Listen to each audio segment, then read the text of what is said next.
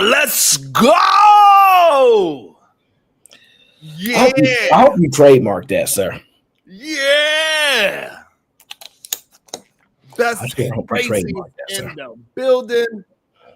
I sure hope you trademark that, sir. And can I ask you, is that like a custom-made shirt that you have? Because how you get 4 buttons? I usually count 2 to 3 buttons. You get 4 of them. I don't understand it. It's a New York thing. It's a New York thing. Absolutely. I figured that's what it was. Absolutely. Can't make no sense to me. It got to make sense. It's the only way to do it. You got to do it custom made, baby. I'm tailor made, baby.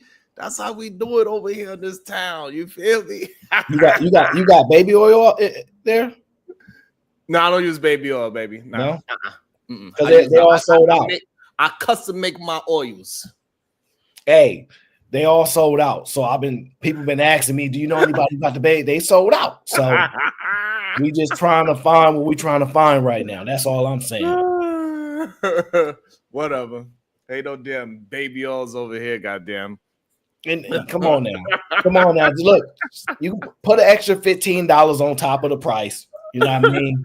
Got Bring that it off pink, that wholesale. That pink baby oil.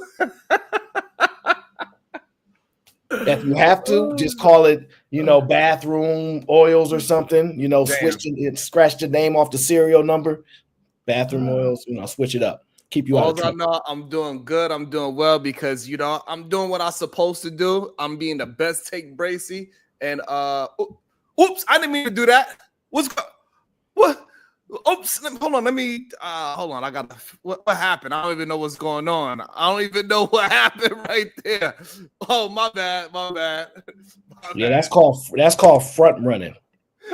That's what that's called. My bad. We out here celebrating, baby. Yeah, that's called front running. We out here celebrating, baby. What's up, D? What up? It has been one crazy week of football. One crazy week, man. Oh my gosh. It's been so many close games, actually. We ain't really see it. Like, these were some close games to this time. Very entertaining all week. Another thing that was very entertaining to me was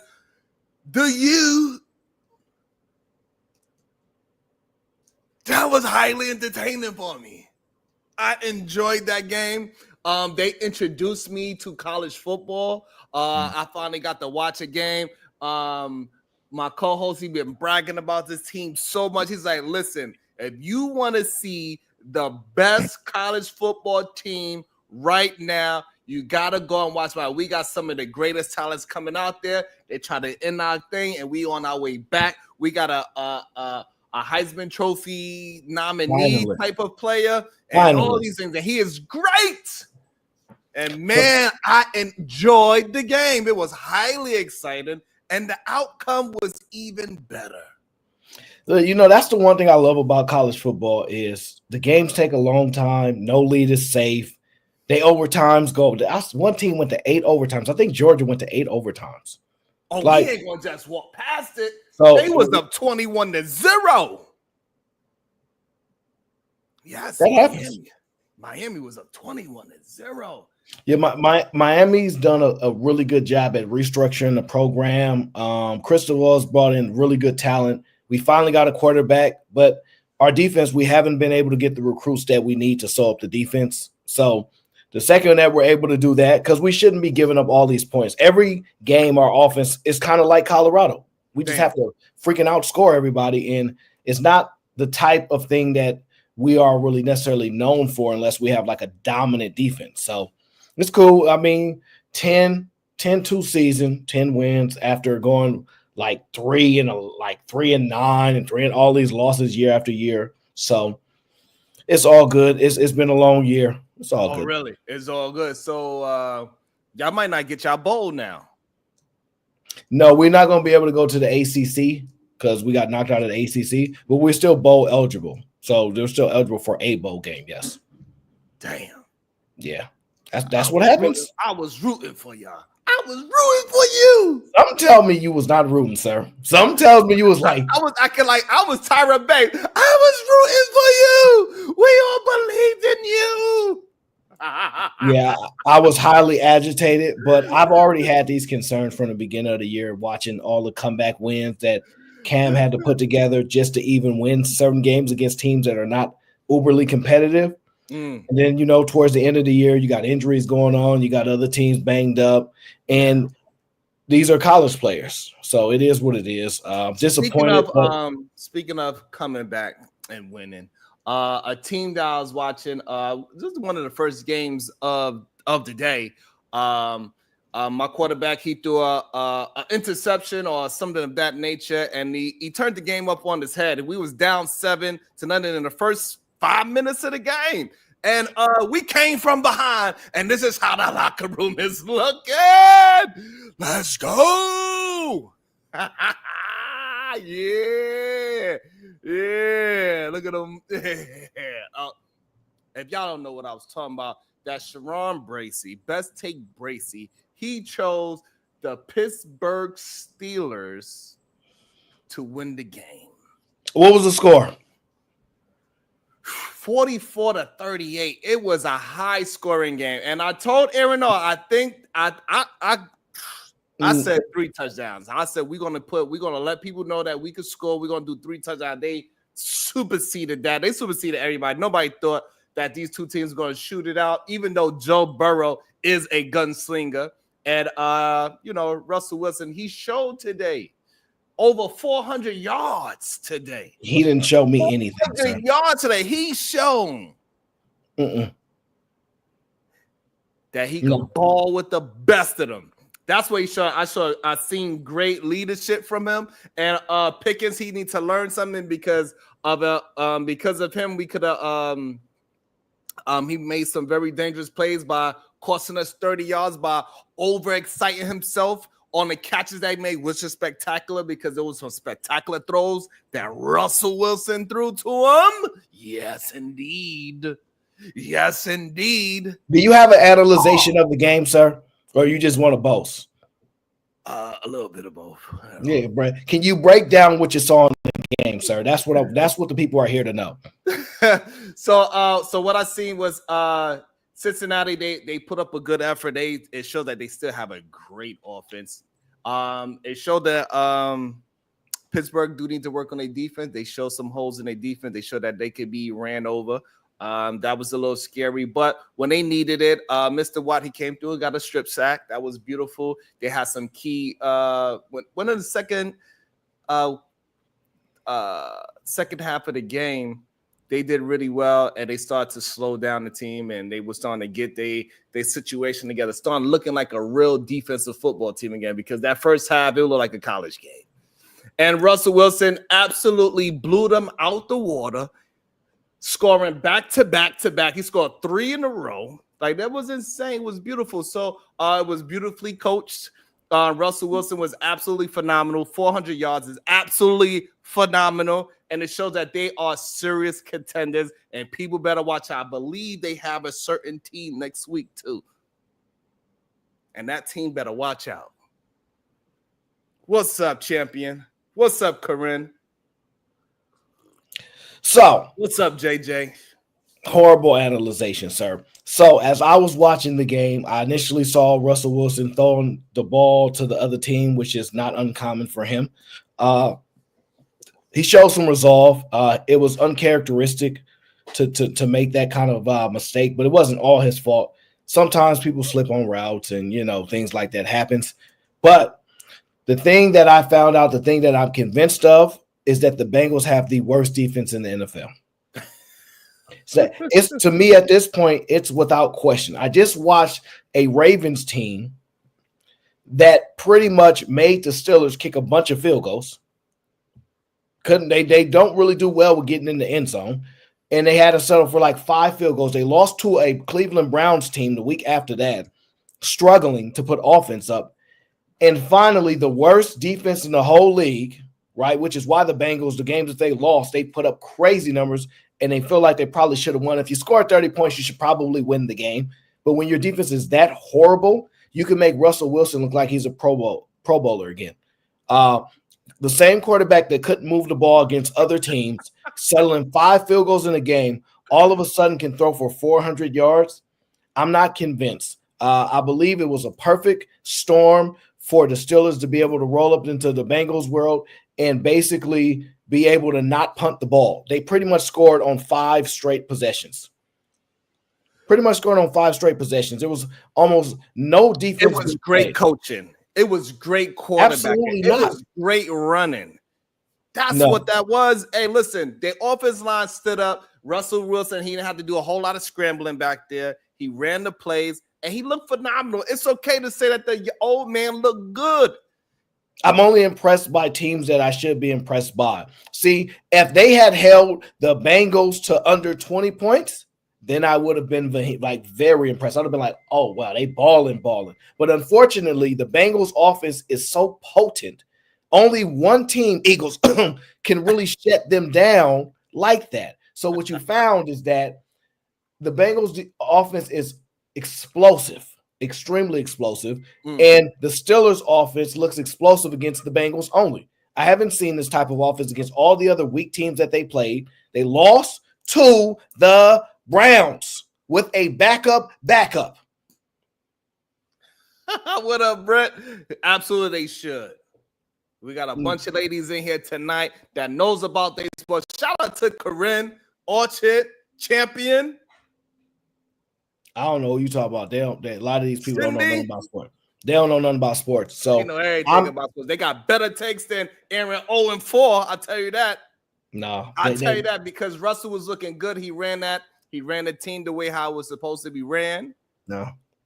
He moved the offense. He was throwing those bombs, and he looked great. And it is what it is.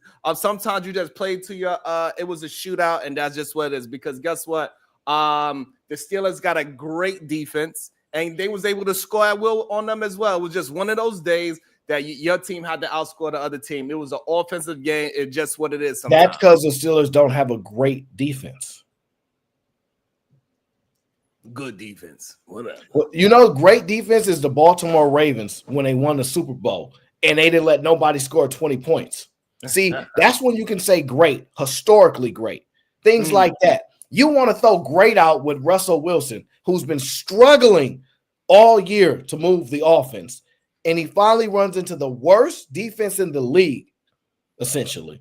And he has his way with him. They didn't punt the ball in the first 5-6 possessions, sir. You don't find that alarming that a team like the Steelers, who kicked 5 field goals to win, they couldn't put the ball in the end zone against lower tier talent, all of a sudden plays against one of the worst defenses in the league, and they're able to score on almost every possession?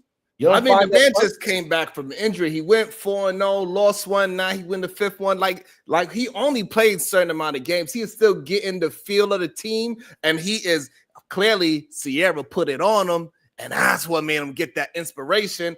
And that's what he did. All he did was play some great offensive football on both sides of the fence, played great offensive football, and it was a shootout. And you got to give the old man his props for being able to deal with Joe Burrow, who is a gunslinger. It's what it is. Let's go Steelers. They are real contenders. I'm not impressed at all. But congrats to the Steelers. They did what they had to do against one of the worst teams. The Bengals were very close to the upset. Obviously, at this point, the Bengals are playing with pretty much house money. And that's just what it's going to be. So I accept that. You know what I mean? I accept that's what it's going to be. And they were able to secure a victory. That's all. They were able to secure a victory. They needed it because people would have had some serious questions if they weren't able to secure it. And so far, Aaron 0-1, and Sharon is 1-0 right now. This is embarrassing. Let's take Bracey. That's what it is. I just picked, it is what it is. I just picked the right teams. That's you pick the teams with winning records, sir. That's what you do. Like you be like, who's the quarterback? What's their record? Oh, they got a better record than the other team. Go check your takes, and all your takes outside of the teams that you root for are all teams with the better record. So that seems to be the default. The reason why it's not true because I was sold on Russell Wilson from day one, and you, sir, been like, matter of fact, I believe Baltimore versus the Steelers. Baltimore had a better record than the Steelers. Who chose Baltimore? You did, sir. Me, I chose Russell Wilson, the better quarterback at the time. And guess who won? The Steelers, sir. So you telling me if Russell Wilson could be traded for Lamar Jackson, then the Ravens would do it? Yes. Got it. So the reason you're not a GM and the reason why you don't get to make NFL personnel decisions is because you saying asinine statements like, "Oh, Russell Wilson, who's the better quarterback." That's right. Better than Lamar Jackson. Does Russell Wilson have any MVPs? I don't think so. Not a single one. But I know one thing he got over Lamar Jackson. You know one thing. You said one. Yep, I know one thing he got. We can all find one thing somebody's got. He's shorter than him. I know what Lamar doesn't have over Russell Wilson. You can find something that everybody doesn't have over somebody else. And it's called a win. It's called a W. Russell Wilson got a W over Lamar Jackson this year. And I didn't even want to be petty. I didn't want to be petty because we all know about that. That's what we doing twice, back to back. Matter of fact, but he wasn't the reason they won. He wasn't the reason they won. He the reason they lost. He threw the pick to Malcolm. No, he didn't throw the pick. The damn receiver should have caught the damn ball. No, he threw the pick to Malcolm. Right, perfect. And the victory that they did have, it was destruction by that defense against the Broncos. It wasn't Russell for being a good soldier. He followed directions. Pete Carroll said he don't want Marshawn Lynch to win the game. And that's what happened. And he said, as a good soldier, he said, "Okay, are you sure, coach?" I'm so sick of you. Can't blame him for being a great follower. He was young. He was only like 16 at the time. Listen, in closing, the Steelers did not prove anything to me. They beat a team that they should have beaten. They beat a team with the worst defense. The team couldn't stop them. They've been that way all year. The Bengals, on the other hand, made that defense look regular after all the acclaim that they were elite defense. And we all found out that they just have not been running up against elite offenses, because when you run up against an elite offense, if you're a fake defense, then you will be exposed. And that's what we saw with the Steelers today. As long as you have a high-powered offense, you have a high chance of exposing that fraudulent defense, okay? That's what was proven today. Russell Wilson also proved that, hey, I can outdo a team if I have the better team. Cool, whatever. I mean, it's cool. Got a victory. Good for them. But I'm not impressed. I'm not convinced. Nothing that was done proved that I'm confident in them beating a team, an elite team, for a championship. I'm not. Even beating the Baltimore Ravens is not enough? So beating the Baltimore Ravens is where I was like, you know what? That was impressive. That's impressive. Right. I give you that. However, beating them was not because of Russell Wilson. That's the point. The defense won that game. And then when it's time for Russell Wilson to win, he only can beat the Bengals. All the other games, his defense shows up. He hasn't had to have one of those, let's go. Like slinging it out. Let's see who's going to win 40 points. This is the first game that he's had, and it's the worst defense. So I'm sorry. I'm not convinced, but it is what it is. Let's go. Now, in other news, I don't know if you saw the Texans-Jaguars game, but what was up with this week with a bunch of all these fights? Yeah. You got grown men that are on testosterone and they're on all kind of, performance enhancing stuff. And there's high emotions. Goddamn Mr. Let Go was out there. Duking it out. I was like, what's going on? Well, what was your thought? I'm sorry. Go ahead. I'm a little excited. Well, I saw the hit on the quarterback. Yes, that was crazy. Did you find the hit on that quarterback to be legit, or did you find it to be a dirty play? It was an absolutely 100% dirty play. 100%. It almost looked like back in the days when the Saints was getting paid to be headhunting. That's what it looked like to me, to take his ass out the game. Remember back then when they had that dirty coach and the Saints, he talking about, hey, you get a play out. I got you in that rolling. Who was the coach? I forgot. Where does he play now? I forgot. You should look it up. You'd be impressed to find out where that coach that got in trouble for that whole bounty system. Where he at? Man, listen, I'm gonna let the audience tell you. So here's the thing, right? I saw the play, and I have two perspectives on it. Okay. Playboy, what up? The very first one is that it was an ingenious play by the defender. He's not no pro bowler. He ain't no, game changer. He has the ability to knock the other team's quarterback out the game, and he can get expelled. And he like, cool. So I'm not necessarily mad that if he wanted to just take the other quarterback out the game so his team have an easier chance to win, it's not, the honorable thing to do. But I can't believe what I'm hearing, Aaron. Oh, so you saying you'd have bought that player a steak if you was the coach? If it was playoffs, yes. Listen, I'm just telling y'all the truth. If it was playoffs, yes. If it's playoffs, yes, I'm gonna buy him a steak. But in the regular season, I think it was uncalled for at best. That neither of those teams are going very far. So damn. It's just what happens sometimes when you play in the NFL. You got some people that have a real anger problem. Real mean streak, and they take it out on the other people on the field. That's just how it works. So I wouldn't be shocked to find out that he does things in his personal life. I wouldn't be shocked at all. It is what it is. I thought the play was definitely dirty, but I understand that if we was in the playoffs and that happened, and your quarterback is out for the rest of the game, and we won, yeah, what can I say? What can I say? Like, that is a strategy. That is what some people do. So. I thought it was definitely a late hit. He had a lot of time to pull back and not have to get that full throttle there. He definitely smashed his head on the grass, but he definitely concussed. Oh yeah, you could tell he didn't move.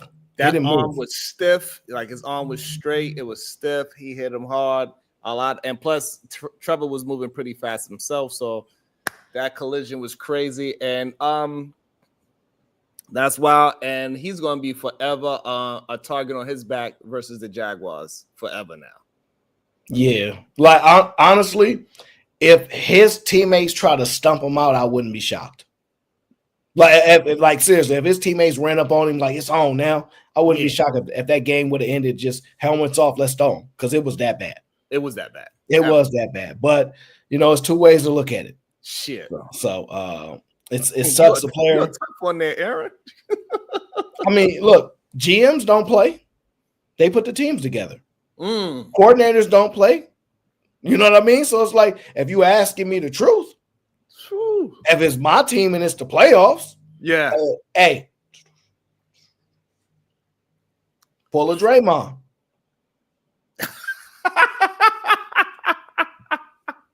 Not pull a Draymond. That's crazy.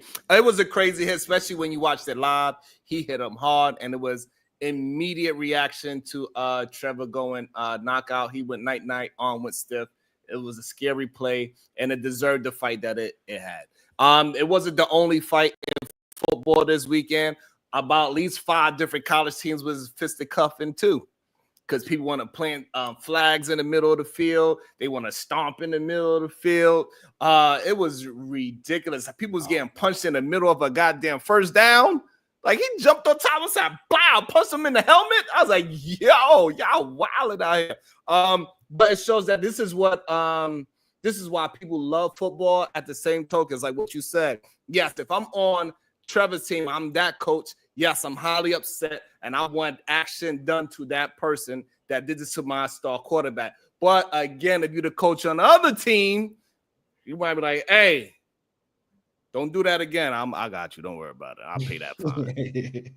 So that's the beauty of this sport, and no matter, even when people are really good friends, when they start to hitting each other on that field, it looked like they really don't like each other, and that's what's keeping the NFL and football going. Too many other sports, they too friendly.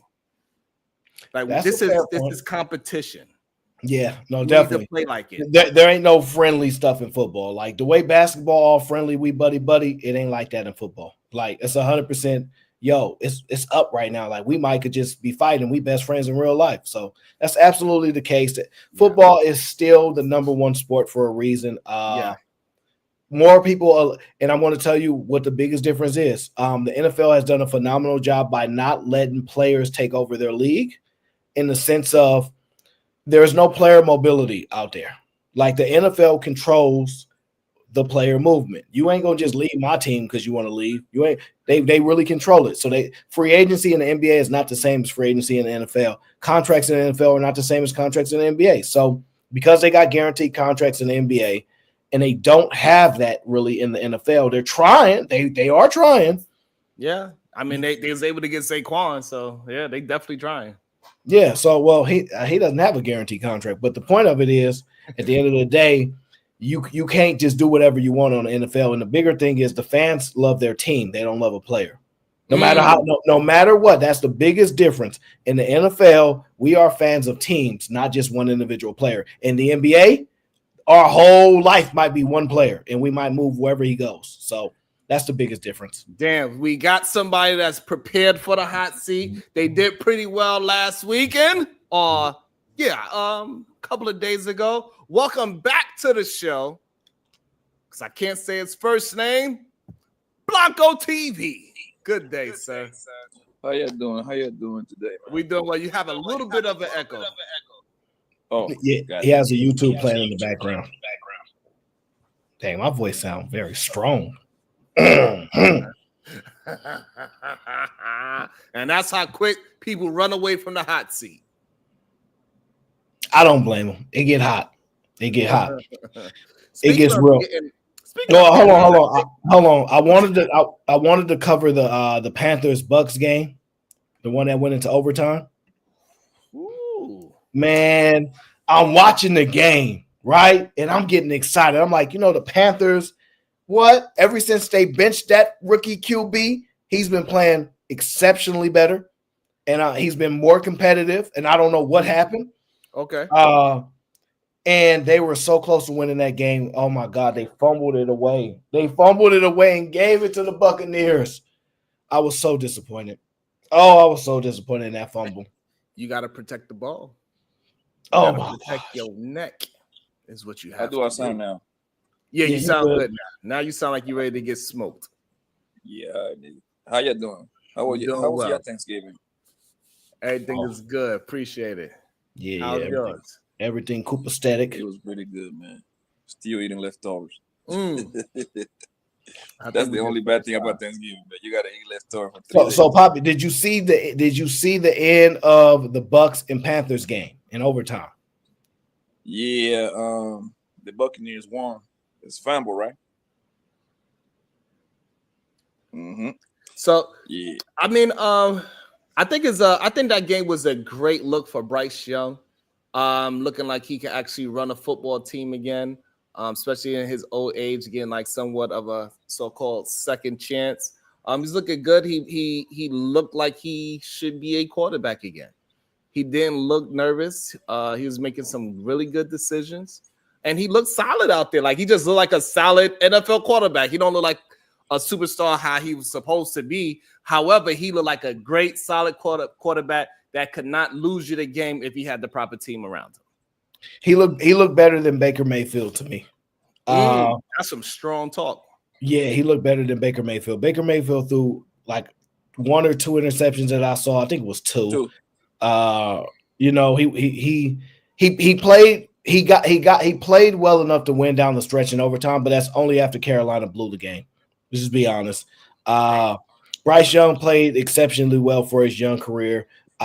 He's really been cutting down on the turnovers. He's been finding Adam Thielen with a one-handed catch. Woo, it was amazing. He has to get a run game. See, young quarterbacks need a run game to protect them. That's the thing. Right. Bryce Young needs an elite running back to kind of give him some life, and they haven't really given him that, and that's part of the problem that they have out there. The receivers are okay. The receivers are serviceable, but they got to give him a running back if they really want to give this guy life. But the Bucs got lucky. They stole one. They got blessed. Their running back, Bucky Irvin, played phenomenal. I mean, he had 150 yards, touchdown. Mike Evans was Mike Evans. So they did what they needed to do to win the game. It was just, I felt so bad for the Carolina, man. They played so hard, and I thought they was going to pull it out. The thing with Bryce Young is that he's not gonna take you anywhere, bro. He's a Bryce rookie. Young, I know, but hear me out. Bryce Young is kind of in the same boat as Tua. They're not your prototypical. They don't got the prototype quarterback kind of body. They're like 5'11" kind of guys. Arm is high. You see what I'm saying? If you look at the history of NFL, only like 3 little guys have won. Took you to the promised land. Russell Wilson is one of them. Say that name again. Breeze. I didn't hear you. Which one? You just recently just said a name. What name did you say? Russell Wilson. Yeah. Yeah. Russell Wilson. Like he's a 5'11" guy. Breeze, he's like a 5'10" guy. I cannot. What was the guy from San Diego? No, San Diego. Phillips. Anyway. No, Phillips is tall. One of those like those kind of Doug with that kind of body. Yeah, Doug Flutie don't count. Maybe talking about Justin Herbert. No, Herbert's 6'5". Yes, Justin Herbert is. Yeah. Justin Herbert probably got the biggest arm in the NFL. Right there with like right there. Like yeah, so he's talking about Doug Flutie, so he went a little too far. There you go. That's why he caught himself. Mm-hmm. So.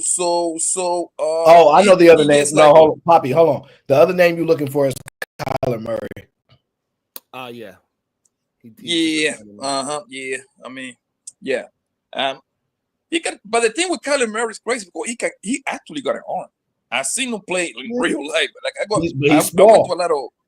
I went to a lot of Cardinals games. He's small when it comes to height, but he's stacked. You see what I'm saying? He got a little weight, like decent body, like 190-ish, 195 around that area.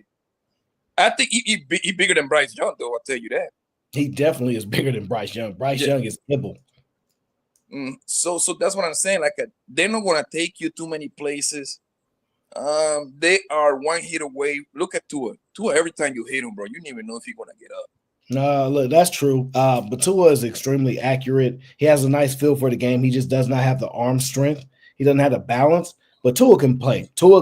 He just needs the right conditions. Unfortunately, he's not like a full-time baller. So it is what it is. Everybody can't get a home run. Everybody's not going to have an elite quarterback. I don't know why people think that's the norm, but back in the day, you had to get a running back if you didn't have the elite quarterback, and then you play around that and get a good defense and you win that way. But now all they do is talk quarterbacks. It's a stupid thing, but that's just how the game. Aaron, but the problem is that in today's day, the reason why these rookies got to come in and play right away and like give you results, positive results right away, is because you got that balloon payment coming up. On the third year, they're gonna demand $250 million. You see what I'm saying? So they don't got. You know who did it the right way? Even though they only got like 2 Super Bowls to show Green Bay. You know what I mean? Green Bay have Favre. They picked Aaron Rodgers, and it seemed like they hate home run with their quarterback for the past 30 years, pretty much. Yeah, they got like 12, 14 years out of Brett. They got like 12, 14 years out of Aaron Rodgers, and this guy Jordan Love, they're gonna get at least 10, 15 years too. You see what I'm saying? Yeah, they know how to pick quarterback. They sit down, they draft them, they sit them down for a couple of seasons, and on the third year, you watch a lot of games for the bench, go out there and play. That's a good point.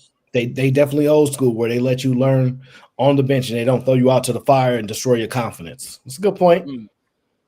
I think the league has changed a lot though. So I think the younger quarterbacks can transition better, but I do see a spurt and then I see regression, right? So we see some young quarterbacks come in, they're playing well. We like, oh my God, they don't look like a rookie. And then they start to look like a rookie. So, we get our hopes a little too hyped up. But rookie quarterbacks are still rookie quarterbacks. So that's. And I also think, speaking of the quarterbacks, I think I'm watching today's games with all the quarterbacks that did win so far today. It shows that Goff is a dinosaur when it comes to this goddamn quarterbacking situation. Him just standing in that pocket and not being able to be mobile is going to be a problem going down the line for Detroit. I said that. You did, and I'm in 100% agreement. I don't know when you said it Maybe you said it in your sleep. I'm not sure when you said it, but I believe I was talking junk to Willie Will about his Detroit Lions and why I don't believe in golf. And I believe you and Willie Will was attacking me on why I don't believe in golf, but that's neither here or there. Because you're a liar. That's why. We sick of you lying. Or there. Goddamn liar. You So have don't to got be mobile. confidence. Even old Russell Wilson was able to be mobile in this game, and he got some plays off with his feet, moving just enough to extend the play. It was beautiful, masterful. It was just absolutely masterful. Yeah. Sickening. You don't even know how to stay on task. So let's get to the next game. Next game, Seahawks, New York Football Jets. Wow. Geno Smith, 20 for 31, 200 yards, 1 touchdown, okay? The running game was not very effective for Seattle. On the Jets side, Aaron Rodgers, 21 for 39, a pedestrian 185 yards on less than 5-yard average, a 28 QBR with 2 touchdowns, an interception, sacked multiple times. The running game was effective for the Jets. They were carrying about 4.2 yards a clip, and Devontae Adams was able to get in the end zone. However, the Seahawks were able to pull out the victory. What did you see in that game, Mr. Sharon? I see that we need a better running back. Bryce Hall is not it. He is turnover prone. Clearly, every time when we do depend on him, he turns the ball over. The Jets need to go ahead and pick up maybe Boise State running back. I don't know. They need to go ahead and chase down a running back. I believe that would make Aaron Rodgers more effective. They need a better line because he was always in the goddamn scramble. He's too old to be scrambled. Did you see him go after that? He had to be the one going and get a block for the goddamn running back. God damn, it was beautiful to see that old man run and try to and be the lead blocker for the running back to get the first down. Awesome. The fact that they was able to get 3 touchdowns, that shows that he's starting to get some kind of, he's starting to get some understanding of his plays, and that's what they really need. He need to get more reps in the real game because just playing practice is not the same because the other team is not going to come at you the way how opposing team is. So this is really practice run for all these offensive players. They need a strong running back. They need somebody that they could depend on instead of always having to be when it's 4th and 2, depending on Aaron Rodgers to throw the goddamn ball. 4th and 1, 4th and 2 need to be going to the run, but they need to beat down on a goddamn defensive line, and that's the problem that the Jets is having right now. Yeah. Let's take Bracey. Poppy Blanco, what did you see with the Jets game? Aaron Rodgers is cooked, man. It's over for him. It's over.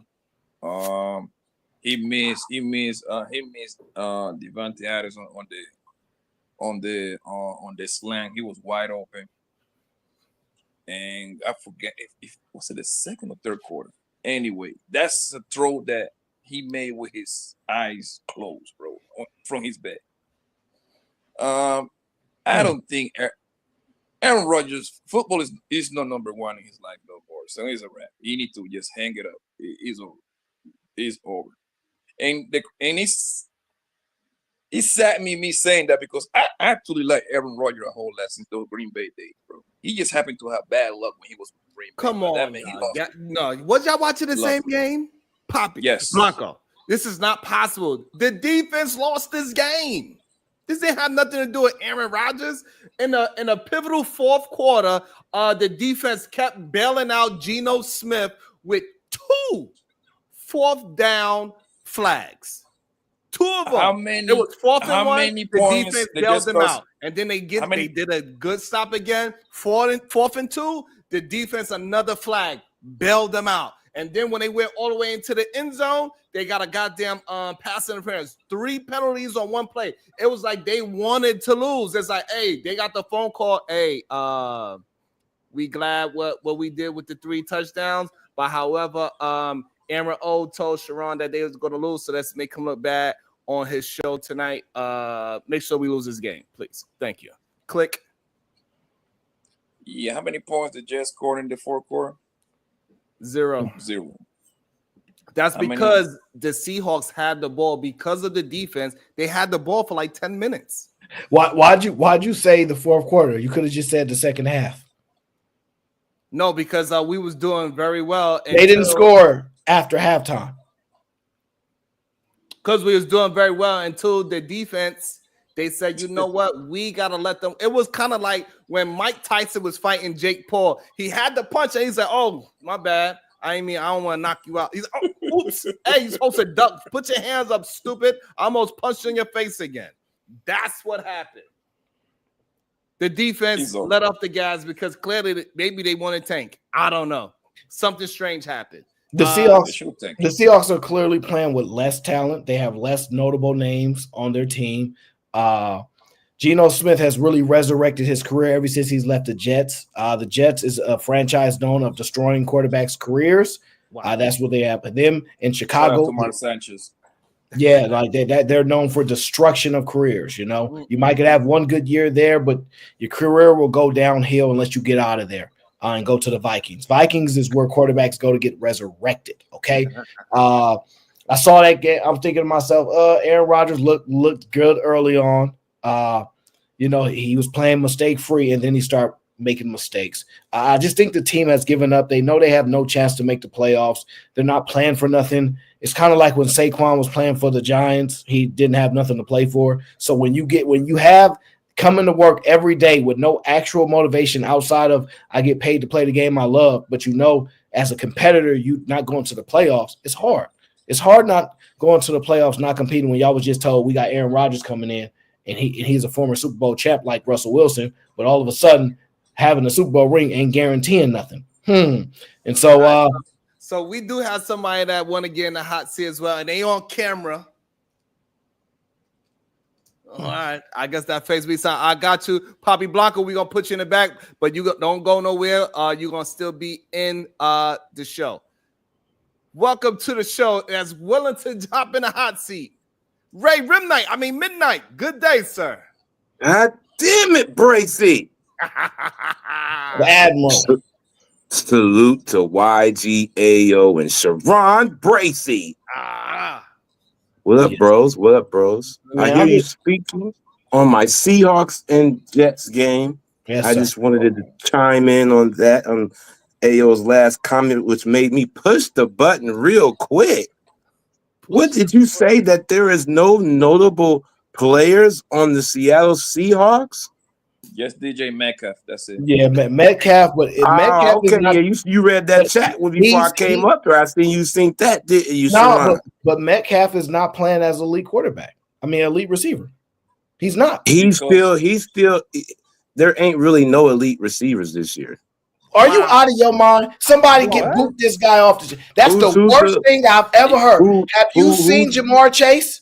I know you was going to say Jamar Chase today. Actually, yesterday. What did Jamar Chase do? What did he do today? Hold on. But Raymond, we got Jamar Chase. He got over. He scored a touchdown. Jefferson from the Vikings. You got Justin Jefferson. AJ Brown. He's only like a few. Everybody. He's only. What did AJ Brown do today? CeeDee Lamb. I think he did really well today, my friend. Don't forget Washington, so? Terry McLaurin. You must not be. Terry McLaurin served it today. No, Terry McLaurin is not elite.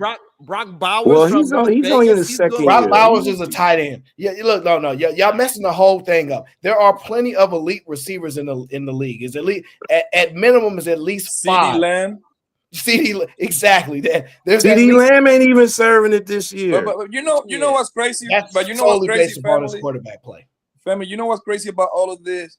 This man Ray actually he like to bet. He like to do the DraftKings and the FanDuel shit. He actually came on. I go to the casino. That's what's crazy. No, I'm still unbiased though. You can't be biased when you're a betting man. You're not being biased. You just don't know what the hell you're talking about today. Because who won today? Did the Bengals lose or win today? Did the Seahawks win on Geno's second time back in New York and beat his team? One game at a time. Stay on point. We're talking about the Jets and the Seahawks. That's where we at. Yes. Yeah. And I think the Seahawks prove that they're just a good team. Really well coached. Players that want to be there. Everybody knows they can't actually compete for a championship, but they're good enough to compete for a playoff spot. So they're not bad enough to tank, but they're not good enough to win it all. And so they're in that middle of the road pack. But they go out there and play really, really tough. And they beat the Jets, who are fake contenders on paper. That's all. Damn. The Jets, I agree with Blanco. I think Rodgers is pretty much done. They gave him what he wanted. They traded for Devontae. He still have another Garrett Wilson on the other side, and they're still not making it work right now. I think you're right. The Seahawks are in the middle. They're still 7-5, so they're leading the NFC West, which is not a great division right now. They only have about 10 games together. This is the only games they ever played together. This is the only games they played together. Give the man a goddamn break. He is still learning the offense. He's still learning his players. I mean, for God's sakes, he still got to learn Devontae. He threw Devontae a bomb. He dropped it. He threw another one, offensive pass interference. Like, come on. He is still learning his players, learning their speed, learning how they run their routes, and he also needs a running back, a one that you can actually depend on. That's not. Come on. And then the defense let the other team off the hook today. We know that for a fact. Like you cost the team the game. The defense did that. It wasn't Aaron. What? This is crazy. Wait. Did Aaron Rodgers throw an interception? I'm not sure. Yes. Turnovers cost your team victories, sir. Turnovers cost your team victories. And Aaron Rodgers, has he played any game where he not turning the ball over? Nope. Fumbling, interceptions. Has he played mistake-free ball this year, Sharon Bracey? Or have you seen him been a turnover machine? I don't know about a turnover machine.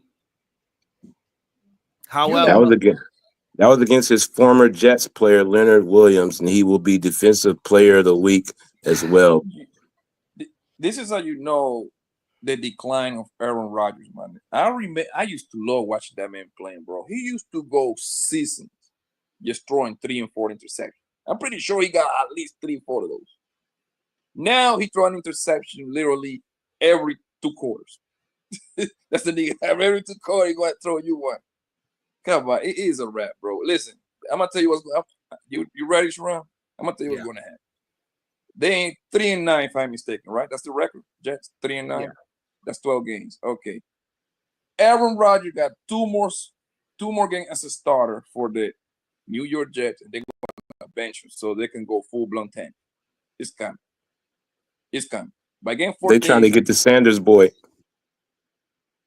Trying to get Sanders. I don't know. Trying to get Shador. I don't know, but they might as well sit that man down and go full-blown. Might as well. I don't know what they're waiting for. I think after next week, I think the problem is that people speeding it up just because he's Aaron Rodgers. He only played 12 games with the Jets. That's it. That's what we got to look at him on. Most players need at least a year playing with each other, at least. He got brand new pieces. Devontae just got there mid-season. I'll give you that.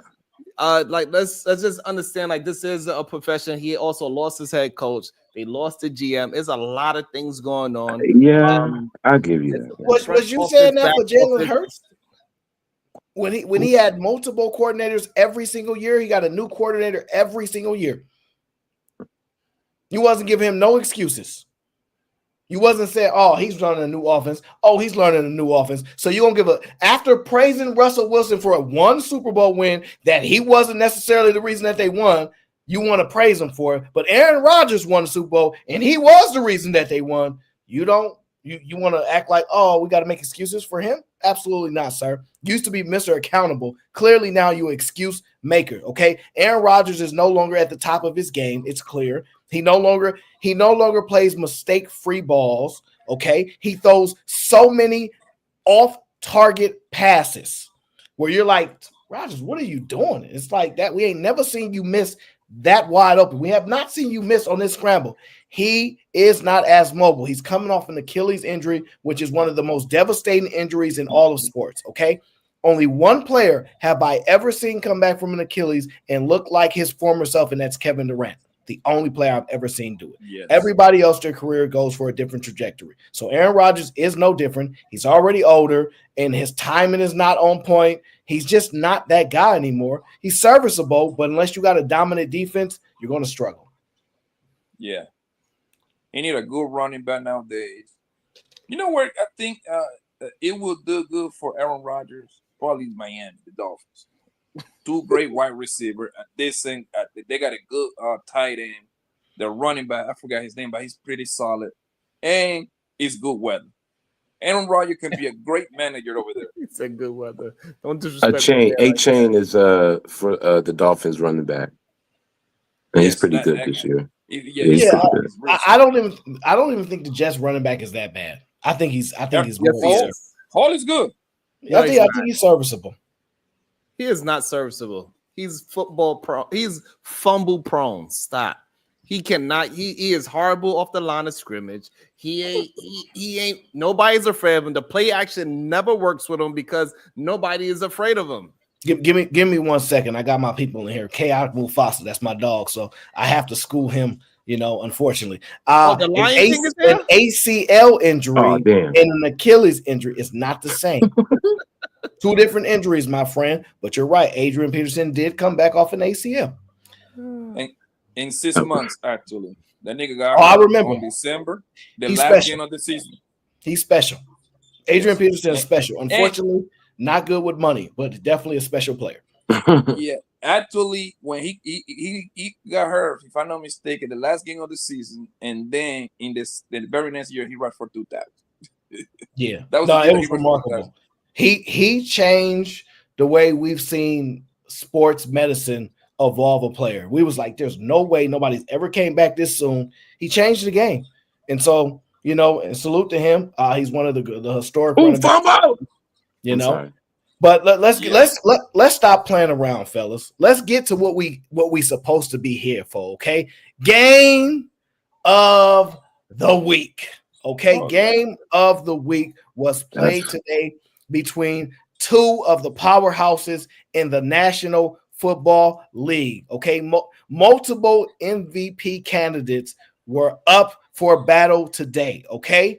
And up for notoriety and up to separate their teams from the rest of the league. Okay, we went into Philadelphia and they took on the Baltimore Ravens.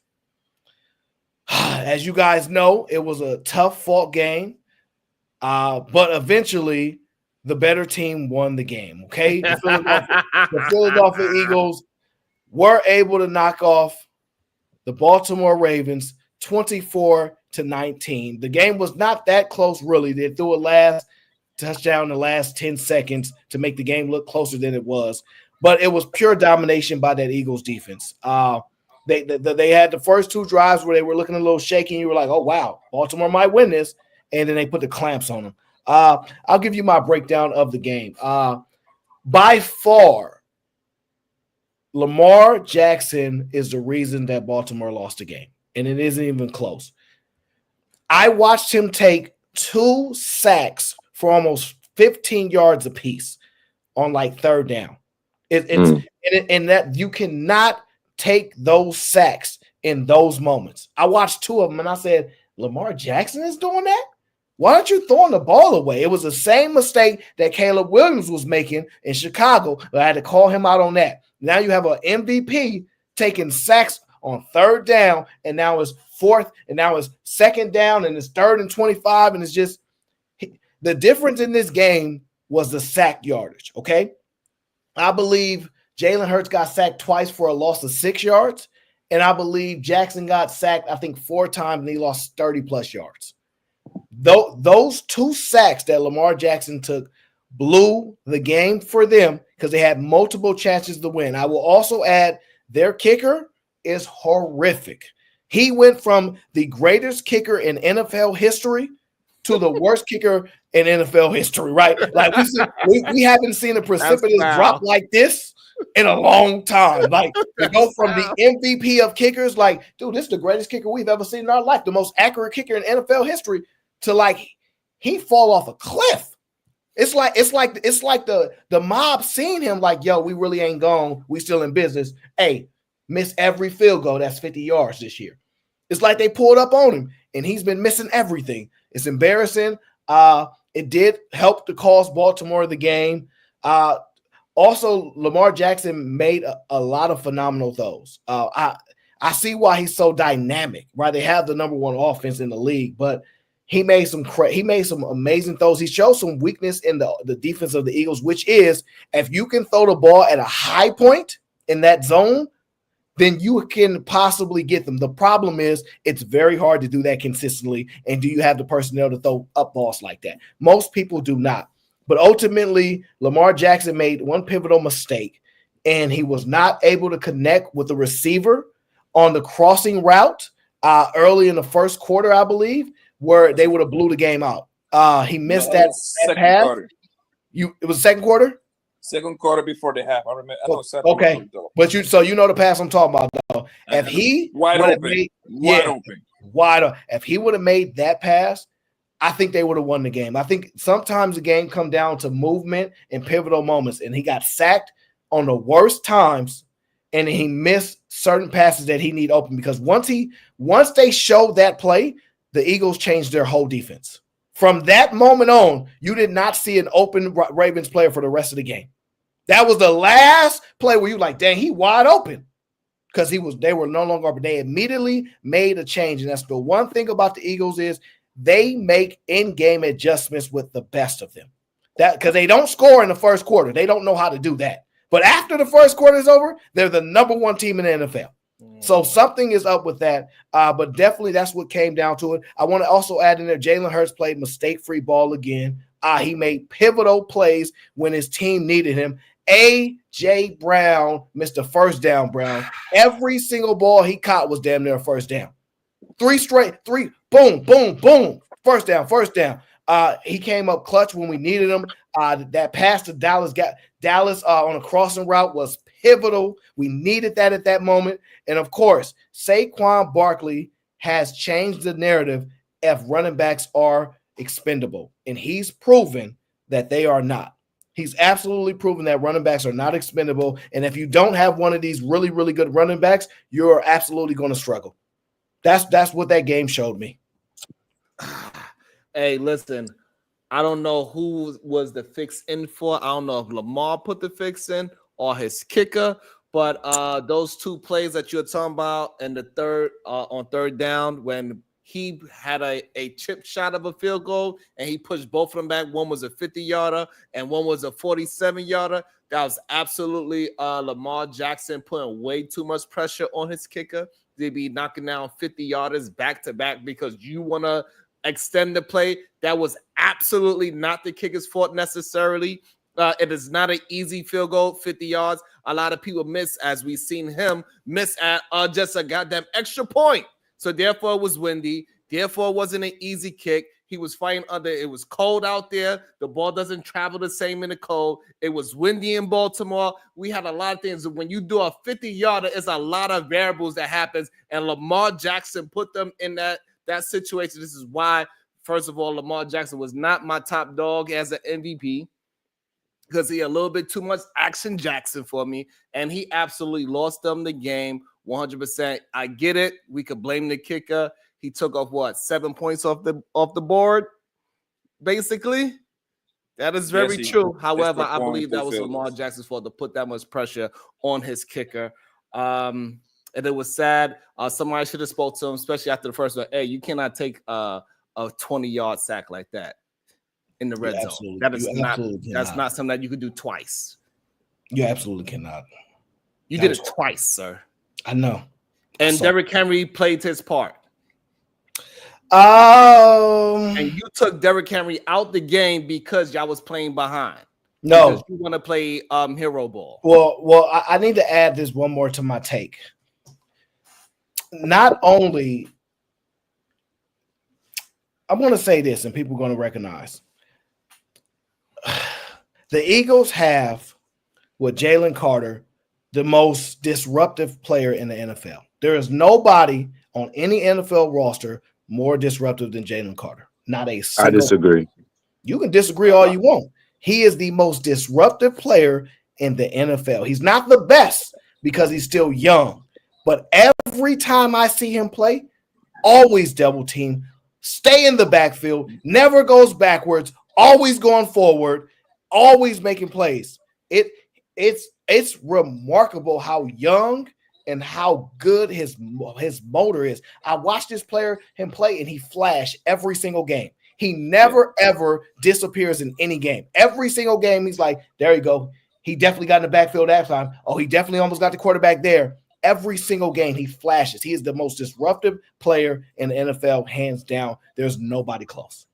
Yeah, he's. I would disagree with that. I would have to say Myles Garrett is actually the most disruptive lineman. Jalen Carter is actually on his way. We passed him up as Seahawks and got Witherspoon instead, so we could have had Jalen Carter easily. What I will say about this game actually is that I actually chose. It was a great game as expected. I actually chose the Eagles, and the reasons why I chose the Eagles on this ticket right here, which I'm waiting on the Bills to win so I can strike $800 off 5. I'm waiting on the Bills. They're up 21-3. I picked the Eagles, to be honest, because the Ravens, if I've been watching the Ravens the last 3 games, they're regressing a little bit. They are regressing. They lost some division games. They lost to the Steelers.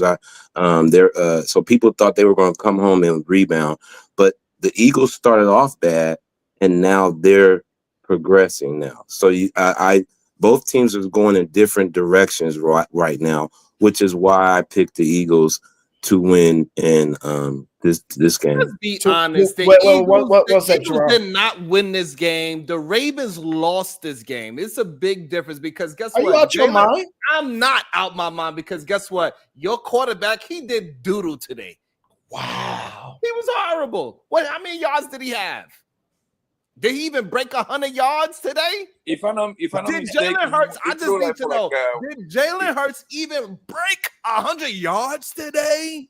He threw for around 120, 125 years. Oh my God, Billy, that is, I don't know what that is. That's like a backup quarterback. I think Cooper Rush threw 118 yards. So let's just be honest about it. I don't know. The fix was absolutely in.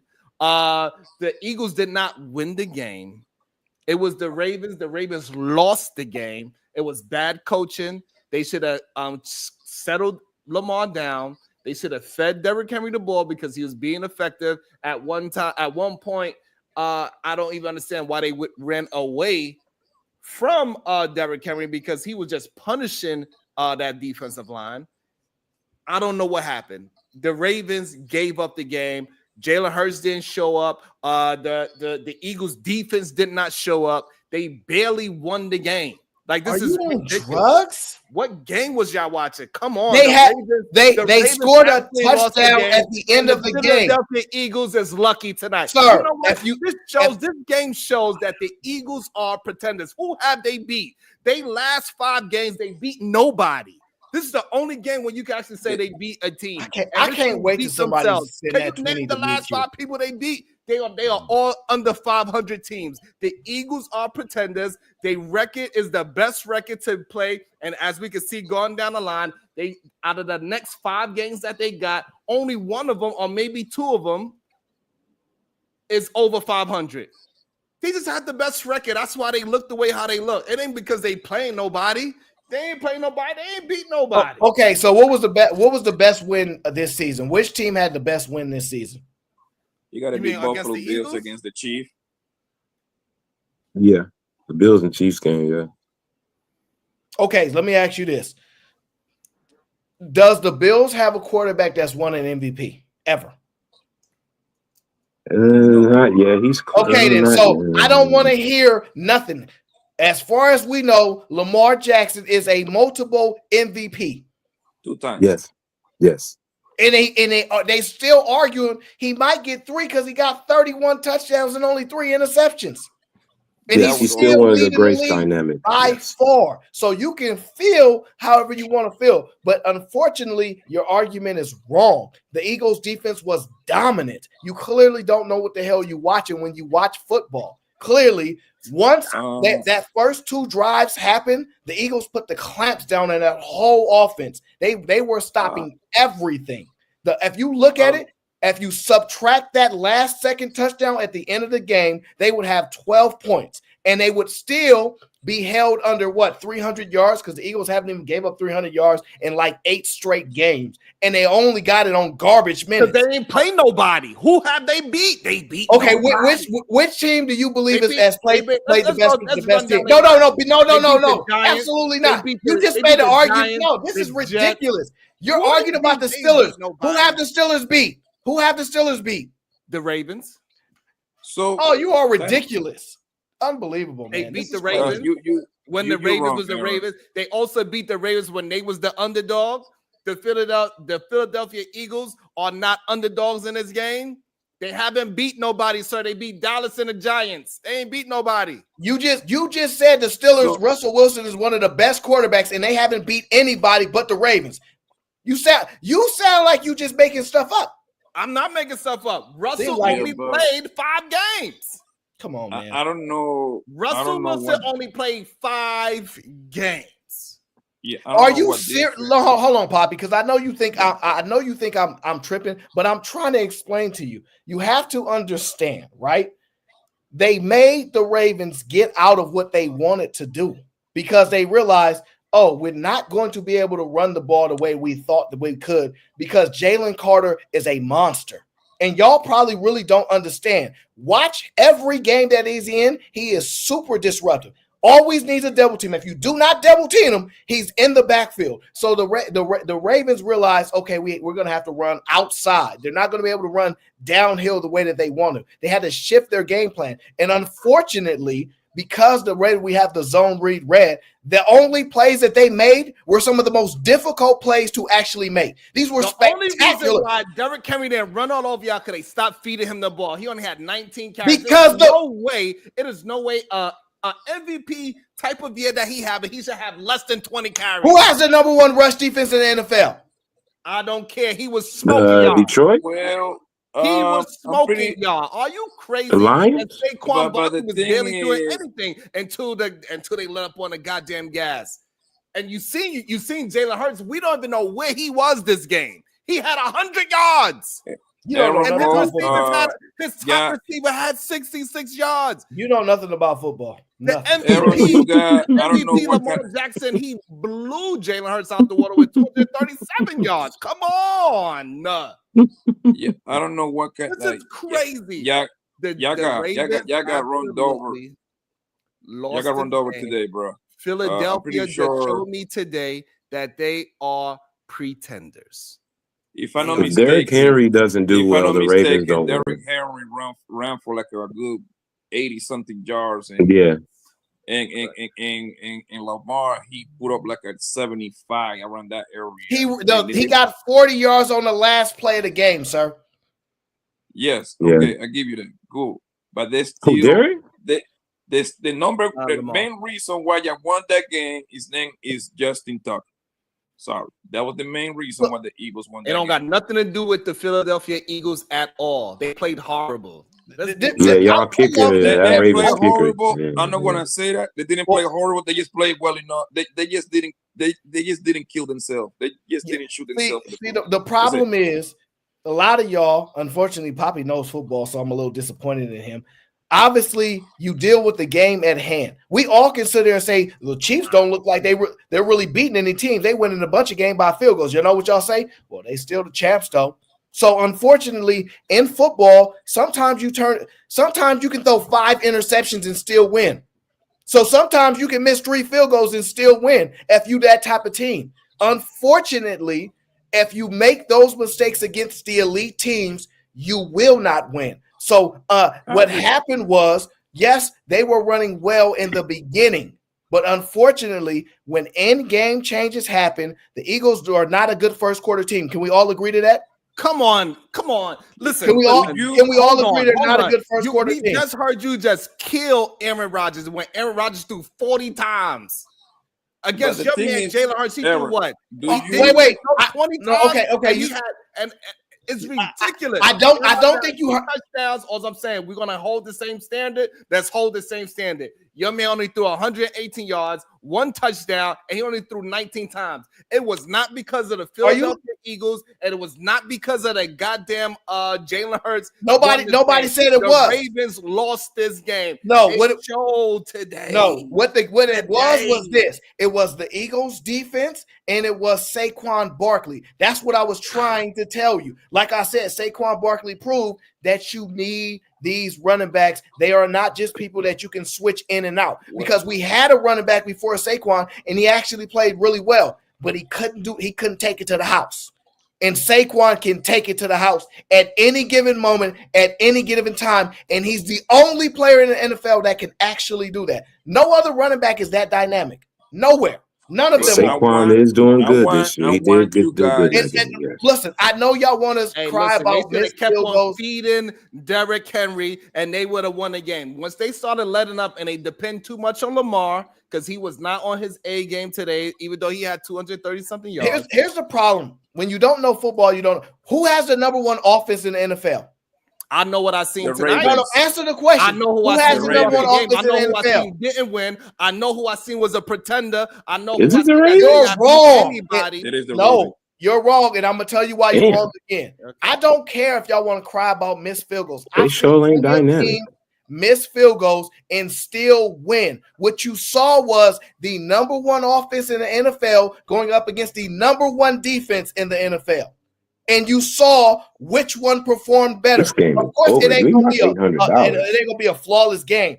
They're not gonna have 50 offensive yards, but if you look at it, pretty much the Eagles put the clamps on them after they had a few good drives, and most of their good drives came off extended plays and throw-ups where the tight end jumped up and caught it at vertical, which we rarely ever see in games now. And it took multiple plays like that just for them to compete. If they were unable to get those vertical plays, they would have had no effective offense outside of the first quarter. And that's just a fact. So all this extra stuff, this wasn't happening, this wasn't happening. Y'all wasn't watching football because they can try to run. The problem when you run is the Eagles is really good at stopping the run. And y'all may think, he got 3-4 yards, but that's why y'all not a coordinator, because y'all don't know what the hell y'all talking about. Because you talk about the number one offense getting shut down by the number one defense. They went from 30 points to barely getting 20 points on in the last drive. They got well over 80 or 90 yards on a lucky drive. And y'all want to give them those garbage men? Go ahead. But y'all out of your mind if you think that the Eagles didn't clearly play exceptionally well on defense. Multiple sacks, 30 yards lost on sacks. Are you crazy? That was Lamar Jackson inform somebody and then throw a touchdown. So now this is when we're going to show that you are playing favoritism and you ain't watching no goddamn football. That was not on the Eagles defense at all. That was all Lamar Jackson playing hero ball. Who does Lamar Jackson play against? Does he play against offense or defense? He only supposed to drop back 7 yards, 10 yards tops. He dropped back 30. But that's the problem for all the quarterbacks that are running quarterbacks. Thank you, Poppy. They're always gonna run themselves into some crazy. Thank you. That's why that's fine. Real but hard Blanco, to win the Super Bowl with a running quarterback. Blanco, what I'm saying is this: what we're not going to give the defense the credit for that, because he ran himself into a hole that he couldn't get himself out of. He did that. I am disappointed. He almost cost a damn fumble when he did that little push pass nonsense. I am disappointed because it was very disappointed with Lamar's decision making. A lot of decisions he could have made that would made the game much easier. It's just that tonight he was doing a little too much. That's just what it is. Even though he had over 200 yards. Even though he had over 70 rushing yards, on paper, it looks phenomenal. But watching the game, what I seen was it was not the Eagles taking advantage of the Ravens. It was the Ravens losing to a lesser team, which is the Philadelphia Eagles, is what happened. And it shows that the Eagles are pretenders. They have not beat anybody over 500 so far this year.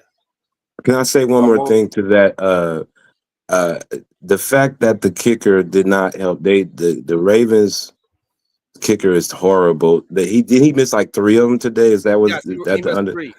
So he missed extra point and 2 field goal.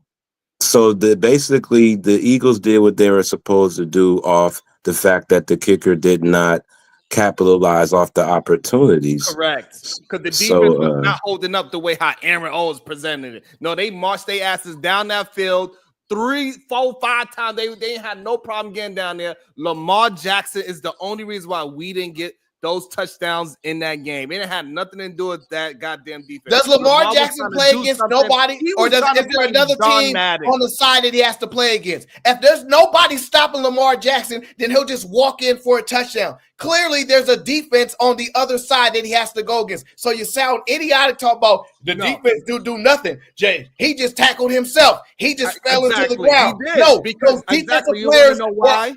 No, he was under duress all game long. Every time he dropped back, there was somebody in his face. This is false. So what he's supposed to do when those 4 seconds is up, you're supposed to lose the 3-4 yards, at least make it back to the line. That's not how running quarterbacks work. You probably have to school you again. As fast as him, that's how it's supposed to work. Poppy got to clearly school you again. Everybody's that's covered. Not how it works. It was pretty tight. You couldn't get it in there. You throw it up. You either throw it up for your star player Andrews to throw the only way. He's a star player now. Yes. Clearly tonight he was a star player. Wow. He had just as many yards as your man AJ Brown, and he had a touchdown. That's irrelevant. You know why that's irrelevant? Because we let me tell you why that's irrelevant. No. You sound crazy. Here's the difference. No. I was here and I was listening to you. Run your mouth. Talking about Russell Wilson is 5-0. And I'm like, no, the Steelers got a loss. Well, since he been in the lineup, they undefeated. Well, let me tell you another secret. A.J. Brown hasn't lost this year. Whenever A.J. Brown is on the field, the Eagles are undefeated. The games they did lost, they did not have their all-pro wide receiver on the field. Once he got back healthy from his hamstring, they have not lost. So you cannot have the argument that Russell Wilson is undefeated since he's been inserted in the lineup and don't acknowledge that A.J. Brown, and when he starts, they don't lose. Again.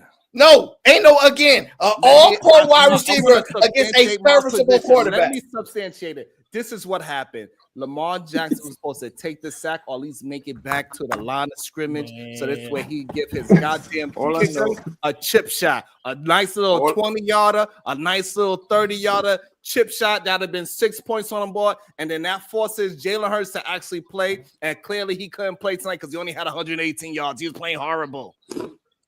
All I know is Lamar keep coming up short in every big game for some odd reason. I don't know why he could never win. Yeah, right. He was horrible. Terrible. He could never win. He could never win like at these primetime games. He had 3 times this year to show us. Against Kansas City, he took the L. Rivalry game against the Steelers, he took the L. And against the Eagles, To be fair, though, Poppy, they did decimate his defense. If you look at how they performed last year, the Ravens' defense was much better. Their defense this year is bad. And the Ravens last year, they dominated the 49ers when the 49ers were a good team. So they actually have beat good teams. It's just this year, their defense is so bad, having to overcome that. Like, we're not used to a Baltimore Ravens defense being this bad. Can we be honest about that? That's a fact, and that's why they got an equalizer on Derrick Henry, because when you run the ball, you control the clock. You see what I'm saying? And they control the clock this game. They had one drive. We only had 3 minutes, and they had the drive. They had 11 minutes. I was watching. I'm like, damn. Yeah. So when you have running quarterbacks, dual threat quarterbacks, and you have an elite running back, time control is what is in their advantage. Normally, the Eagles pretty much lead the league in time of possession. But today, we got a nice sauce of medicine. The only difference is they're running up against an elite defense. We weren't. So we just had to make opportunistic plays when available while dealing with one of the most potent offenses in the league. Because if y'all do not know, it is so hard to bring Lamar Jackson down. He is so quick. He is so nitty, so confident. He's so skilled. He's going to juke you out of your shoes. Yes, and he'll stiff arm you in the backfield. This is insane, Mufasa. You a hater. I thought you a hater. You are a hater. No, I thought Mufasa was the Lion King. Now I know who the real Lion King is. You just said Russell Wilson is better than Lamar Jackson, and with a straight face. Why you crazy? He didn't say that. Did. No way. He praising Russell Wilson. Russell Wilson only got games 200 yards, 150 yards, winning games like that, 5 field goal victories, right? Mad at Lamar. Talk about Lamar Jackson's not that good. Why he throwing 4 or 5 touchdowns? And then Russell Wilson did today. He did 400 yards today. And you know that's against one of the worst teams. Like you said today, Breece Hall ain't that bad. He had 60 yards. Sharon, you didn't say that, didn't you? Breece Hall is terrible. He had 60 yards today. I could go on the goddamn field right now and get 60 damn yards. No, okay, now you're being egregious. Say that Russell Wilson was get ridiculous now. Yeah, don't get carried away. I could go on the goddamn New York Jets uniform and get 60 yards right now. Oh, no. It warm up. But let me say this, bro. I told you last week. Blanco TV, Ray Midnight, Mufasa. Let's just be honest about what we seen tonight. We see that the Philadelphia Eagles, they had the best schedule in the league and they taking advantage of it. And when it comes to playoff time, that's when their true colors is going to show because they haven't played nobody. Everybody, kids that got ass whooped, they said, let's go to Philadelphia, man. Let's go. I want the Eagles to be my daddy because they ain't beat nobody. I'm going to ask you again, you loser. Which team has played a good schedule? Which team is you want to put your hat on and be like, this is the team that played a good schedule? Give me the team and I'll pull up who they played this year. You want to play? Kansas City has played a tough schedule. They played who? A tough schedule. They played and name the teams that they played that's tough. They played the Ravens. The Ravens are no good. You heard what Sharon just said? No, I did not say nothing. Come on, man. This is crazy. I'm talking about your Eagles. I ain't say nothing about no damn Ravens. This is crazy. Stop it. I think y'all wrong on why the Eagles won. I think y'all kind of off. We giving a whole bunch of run around. Look, 2 things won this. Of course, we know the special teams won it, but the Eagles front dominated. They dominated the Ravens offensive line. You can't blame this on Lamar Jackson. He like that front dominated that offensive line. The offensive line lost the game today. It wasn't Lamar Jackson. It was the offensive line and Justin Tucker. This is insane. He was running for his life, Sharon. He was running for his life. That Eagles defense coming. I'm trying to tell that pass rush was coming. So I blame the offensive line because they had to do the job. But more time. Not only was the defense coming, the secondary was having it on lock. Was hitting. They couldn't get. They only had 2 weak points in the zone, and they had to throw the high point touchdowns 2 times. Those were the big plays, and they had 1 crossover with Flowers early in the game. After that, we was like, oh, we see what y'all doing. Y'all running that under, trying to get the top. We switched the whole defense, and you didn't see no more of that for the rest of the game. That was a great catch by Andrews, by the way. It was a good catch, but can you depend on that type of catch? Like do you understand what I'm saying? He did it twice, so yes. I want to go on record like I did like I told you niggas last week. Saquon Barkley is the MVP of the league. Like that, I think. But the way Josh Allen is playing tonight is going to be those 2. Let's go down the list of hey, Blanco, let's go down the list of the teams that the Eagles beat in the last few games. They beat the goddamn They beat Eagles. The Cleveland Browns. They beat the New York Giants. The Cleveland Browns beat your Steelers. The Cincinnati Bengals. They beat the Jaguars. They beat the Cowboys. They beat the Commanders. Like, come on. Keep going. Like, come on. Commanders are a strong team. I wasn't going to agree until Sharon just named off their list. It's like, he didn't say the Packers, did he? He didn't say the Packers, did he? He didn't say the Pack. You see how he purposely left out the Packers. That nigga's dishonest, yo. He purposely left out the Packers on purpose. Come on. Who did they beat? All right, look, watch this. Let's go through who the Steelers play since he's a Steelers fan this year. All right, so this is who the Steelers have beat: the Falcons, the Broncos, the Chargers. They lost to the Cowboys, the Colts. They beat the Raiders, Jets, Giants, Commanders, the Ravens, lost to the Browns, and beat the Bengals.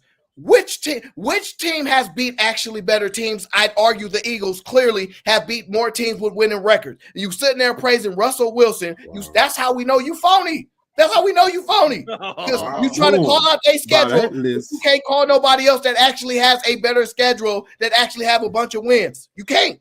Wow, by that list, the Ravens are the biggest win. And you said Sharon said the Ravens suck now, I guess, right? Here's the thing. We beat the Green Bay Packers too, and the Green Bay Packers have 9 wins, I believe.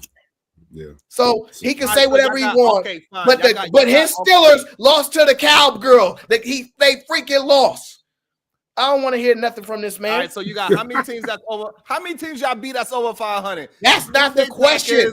No, Green Bay Packers and the Los Angeles Rams. No, that's not the question. The question is no. The question is which team had the hardest schedule that you respect? The Steelers clearly had the hardest schedule because they didn't even have their starting quarterback. They lost to the Browns in quarterback. So what I'm saying is this. So your Eagles only beat 2 teams that's over 500. And which team did the Ravens beat over 500? Which team did your Steelers beat that's over 500? Who they beat? The Commanders. all I know in the NFC. You asked and I shall tell. Wait. You said, wait, hold on, stop. Everybody stop 1 second. You said we only beat 2 teams over 500? Who else? No, ain't no who else. You be lying. We caught you. Talking about tonight. We're not talking about tonight. We're not talking about tonight. We caught you. No, we ain't talking about tonight. We caught you. Absolutely not. All I know is the NFC is wide open. I think it's a 3-team race: the Eagles, Detroit, and I throw Green Bay in there. I think Green Bay. I don't trust the Vikings, even though the Vikings lead in that division. They don't put fear in my heart. I would pick the Green Bay before them, but it's wide open. But those 3 teams should be at the top of the list. If the Eagles stay away from Detroit, they go because that's a horrible matchup right there.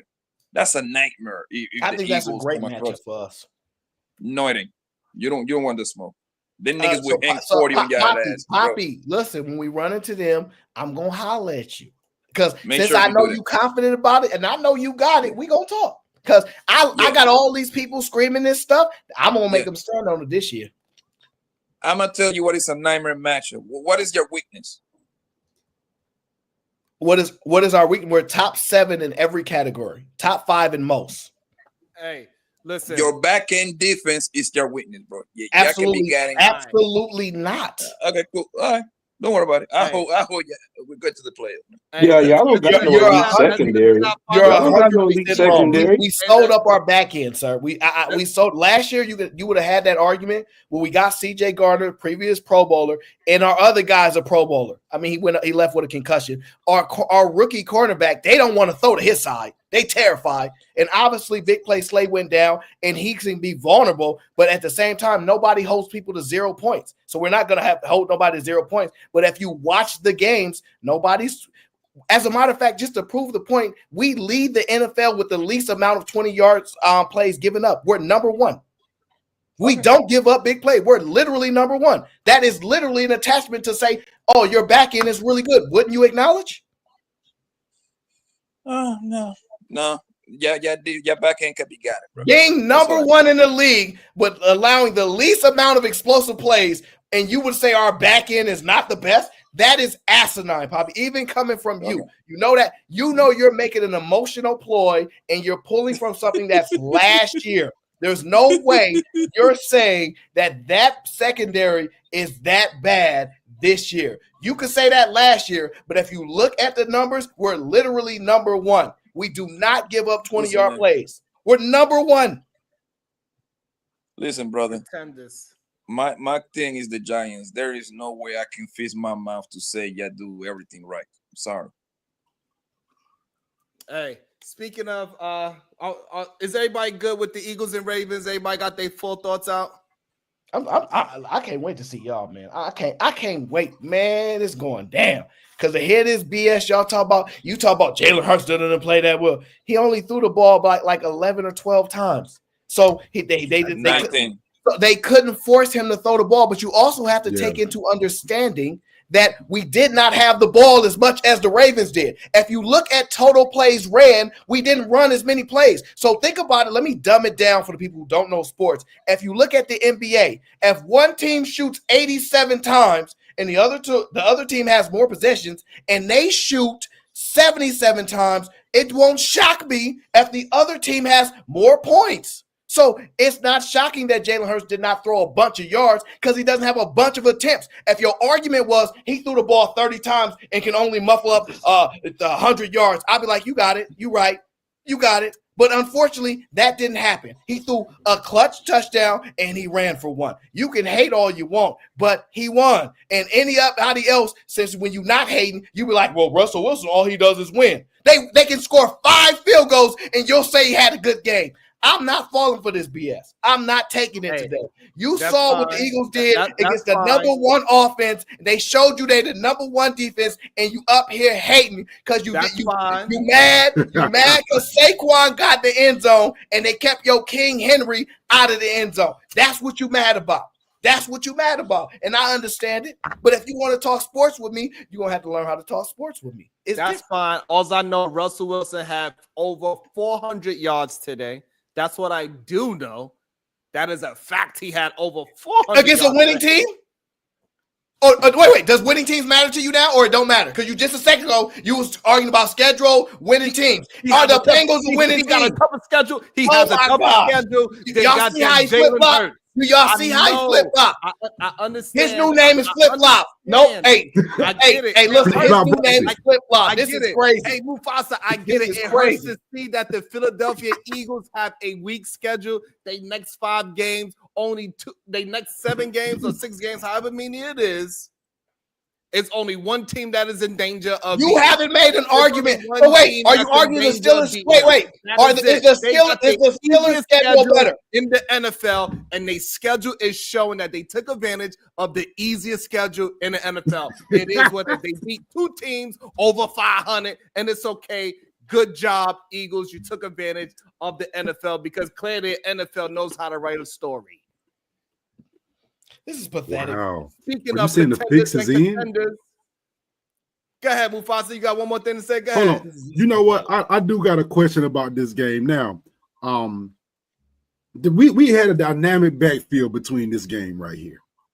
And I think that as far as the RPO, Jalen Hurts and Saquon Barkley proved they're the best in the NFL with that. Thank you. But I want to say if Aaron agrees with me, but I still don't think they're a better backfield than Lamar Jackson and Derrick Henry. Well, here's the difference. They don't need to be. The only thing they need to be able to do is put more points than the other team and expect their defense to stop the other team. I do think Lamar Jackson is slightly better than Jalen Hurts. Slightly, okay. Right? Because I think Jalen Hurts is actually making better decisions than Lamar Jackson actually is. If you look at, they both have a tendency to roll out of the pocket and under the rest. They think they can hold the ball a little too long. Running quarterbacks have an issue with holding the ball too long. But what I've noticed that Jalen Hurts has since adjusted. He's been throwing the ball away more. I'm like, okay, that's smart.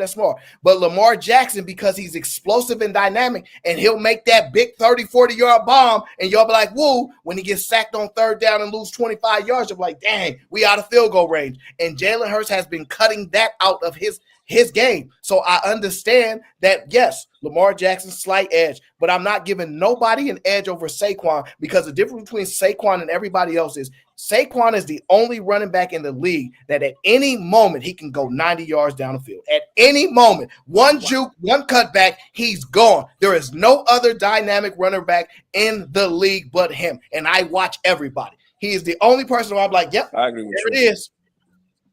Hey, hold on, no, Sharon, but this is the thing. Aaron wouldn't say that Saquon is that much better than Derrick Henry. He's more in terms of if you look at the quarterbacks. Like Lamar Jackson is way ahead. I ain't gonna say he's farther ahead. He's farther ahead of Jalen Hurts. You have to Barkley is ahead of Derrick Henry. You have to give him the edge. I agree. If you look at wins, Jalen Hurts top 3 in the league. All I know is this, Mufasa. When you got a guy like Russell Wilson on your team, this is what happens. It's crazy, yo. Russell Wilson throw for like 400 today. This is crazy. We literally beat all the teams that the Steelers beat, and we beat the teams that they lost to. We literally beat all the teams the Steelers beat, and we beat the teams that they lost to. Come on, man. And y'all want to fall for this flip-flop, Bracy? Nah. We're not falling for this flip-flop. Flip-flop, Bracy. We're not falling for that. They lost to the Browns. We're not falling for that. No, sir. Don't you do it, Ray. Don't you do it. They lost to the Browns, my guy. So I don't know. What does that mean? Don't say nothing about the Browns, Giants guy. This is ridiculous, man. I can't believe it. You know what, Ray, my nigga? Like, you like a prostitute. You go wherever the things go. You like a Seahawks and Browns. Which one it is? Speaking of pretenders and contenders, right? Let's move it on to the next segment. Speaking of pretenders and contenders, we have the Boston Celtics versus the Cleveland Cavaliers. Yeah. Go ahead, Bracy. Present, and then we'll break it down. Donovan Mitchell scored about 28 points in the fourth quarter out of his 30-something points. Mm-hmm. He completely took over the game when it mattered the most. They was losing the entire game. Garland, the difference in this game and the last game, Garland had his confidence. Mitchell put him on the wing and said, "Hey, you got it, young bro." He had only 8 points. In the first meetup with them when it was for the NBA Cup situation when they first met, and in this game he had over 18 points. I think he finished it off with 20 some odd points. He shot very well. He was 4 from 6 from 3. In the first game he was 0 for 6 for 3. So the real problem is that Donovan Mitchell needed his second guy to have that confidence so he could go ahead and be out there on the floor. And that's what happened tonight. And the other players, they followed suit right behind Donovan Mitchell. When they was down by 7 points, Donovan Mitchell put them on his back and hit 9 straight points. 3 3-pointers back to back to back. That's it? It's my turn? I got this. It's my turn? It shows that Donovan Mitchell. Let me know when it's my turn.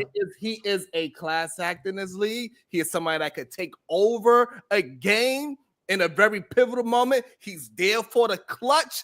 And now we see clear as day. The Cleveland Cavaliers are literally contenders now. Is it my turn, flip-flop? It's my turn. Christ. All right. Now that y'all witnessed flip-flop go all over the different sports league and lie to y'all and give these false premises, right?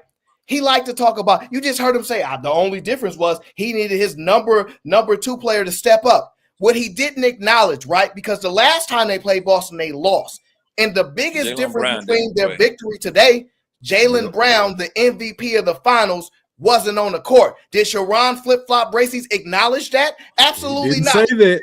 Didn't exist because he probably didn't even recognize that the MVP wasn't out there. But now he took an opportunity to talk about, now I get to go about Donovan after Donovan, you just said, was struggling last time. And so so was his teammate struggling last time. Totally understandable when you're going against elite defenders like Jaylen. But that's okay. I'm glad you left that out because I thought you liked competition.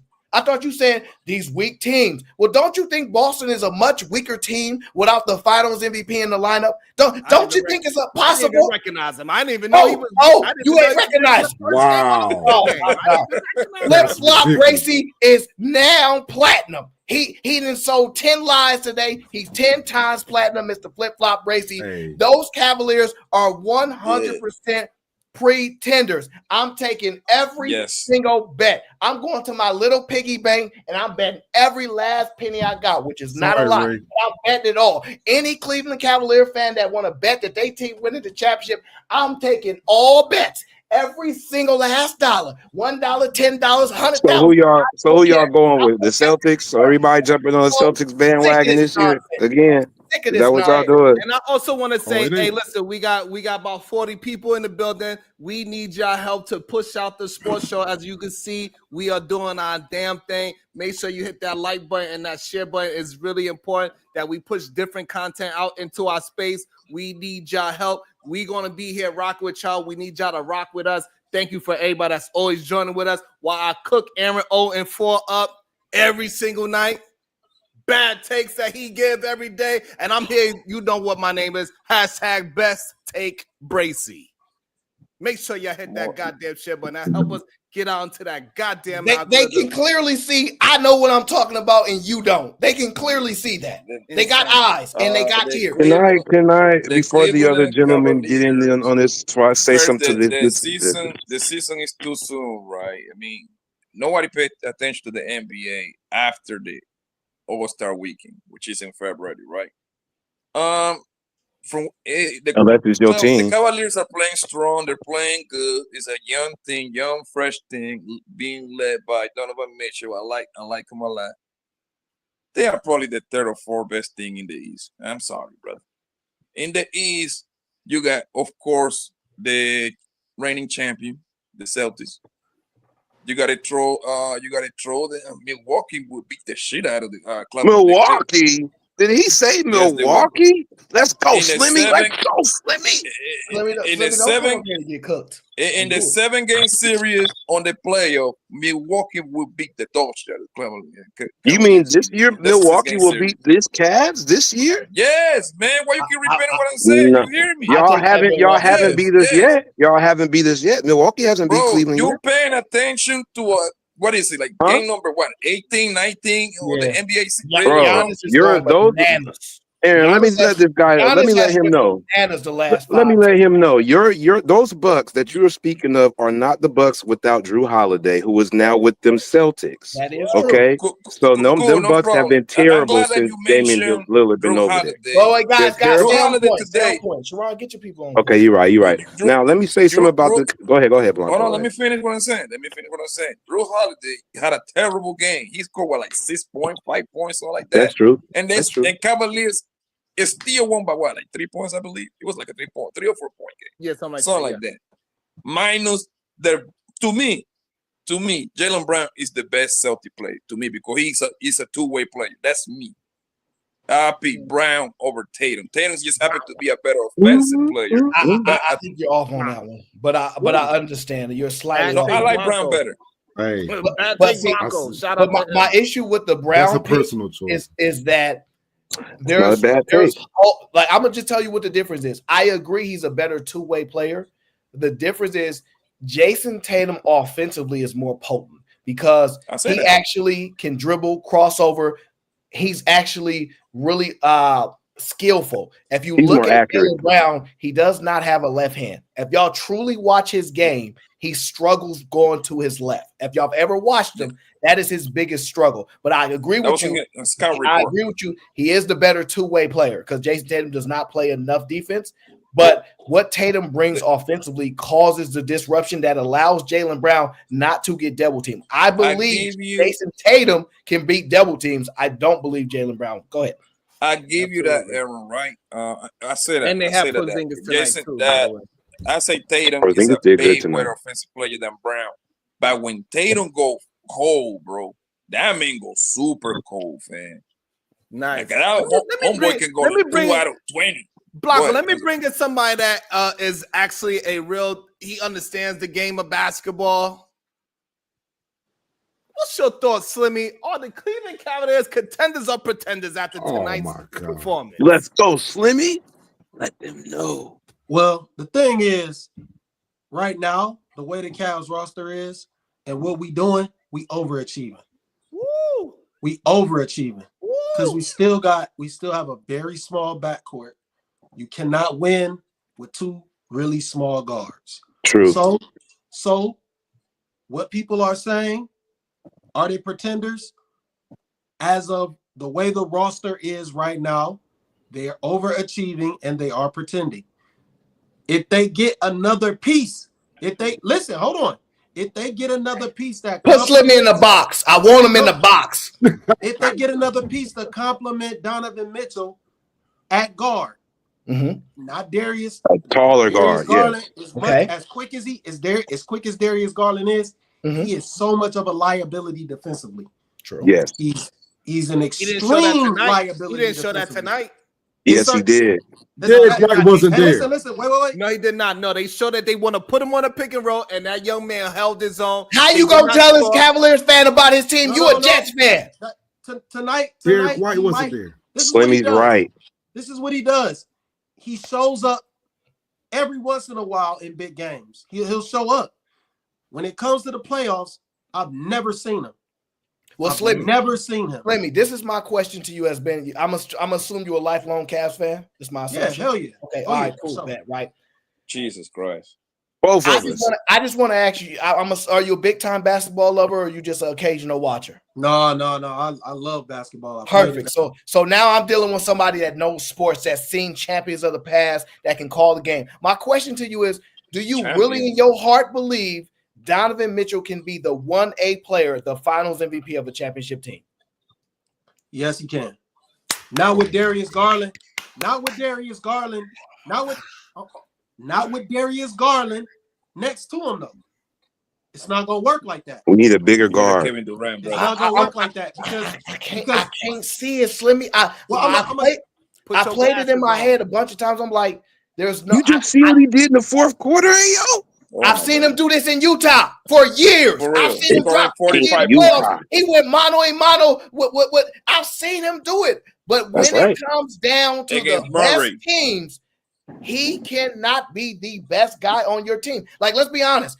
Just be honest. When we look at him, do we say, "Oh my God, he's the one of the greatest of all time"? Because if we're not saying that, what are the odds somebody like him wins the finals MVP? What are the odds? He's small. It's not like he's Jaylen Brown, big, strong guard. Like, you know what I mean? Like, I don't know. I think he's taller than 6'2". He's a bigger 6'1", 6'3". Look, man. He big. Aaron is right, bro. He's only 6'1" and he plays way bigger. So he's 6'1"? Because you're wrong. only 6'1". Wait. Let me talk to Slimmy. Let me talk to Slimmy. All right. He plays way bigger than he actually is. I agree. Rebounds.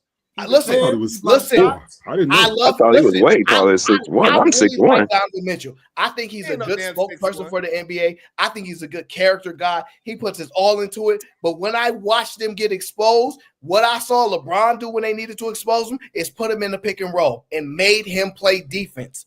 And I'm telling you, that is what they do against certain teams where they're like, okay, we're going to put you in a pick and roll. It's what they do to Steph Curry. Now, what the Cavs have done is they put pieces around him to kind of like hide his deficiencies defensively. So they have really good interior defenders and they have people that can slide. But when it comes down to a mano, the best of the best, there is no way that he can be the best player. Look at all the finals MVPs. The only player that's small that's one is probably Andre Iguodala. No, he's 6'7".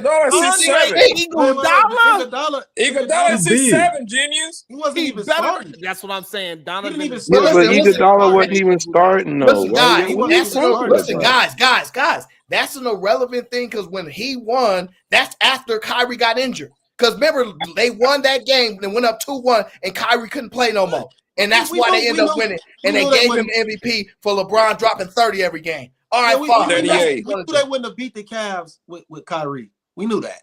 Yes, 100%. But the thing is, he was the finals MVP. And going along with what you said like, what final? Wait. Here's the difference.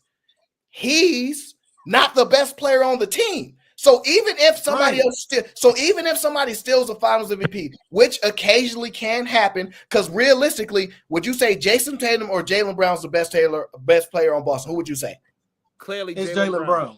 So most people, the large majority of people, would not pick Jaylen Brown over Jason Tatum. If we look at all of the pundits that rank the best players in the league. No, just listen. Let's just be fair. Sometimes we got to be objective. If we look at all of the people that get paid all of the money to rank the best players in the Olympic team, they all pick Jason Tatum, right? They're going to pick Tatum.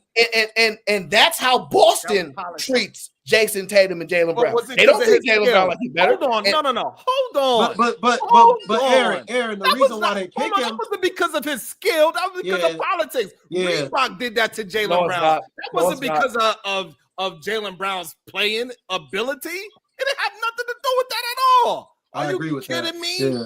That's a good point. It was because of.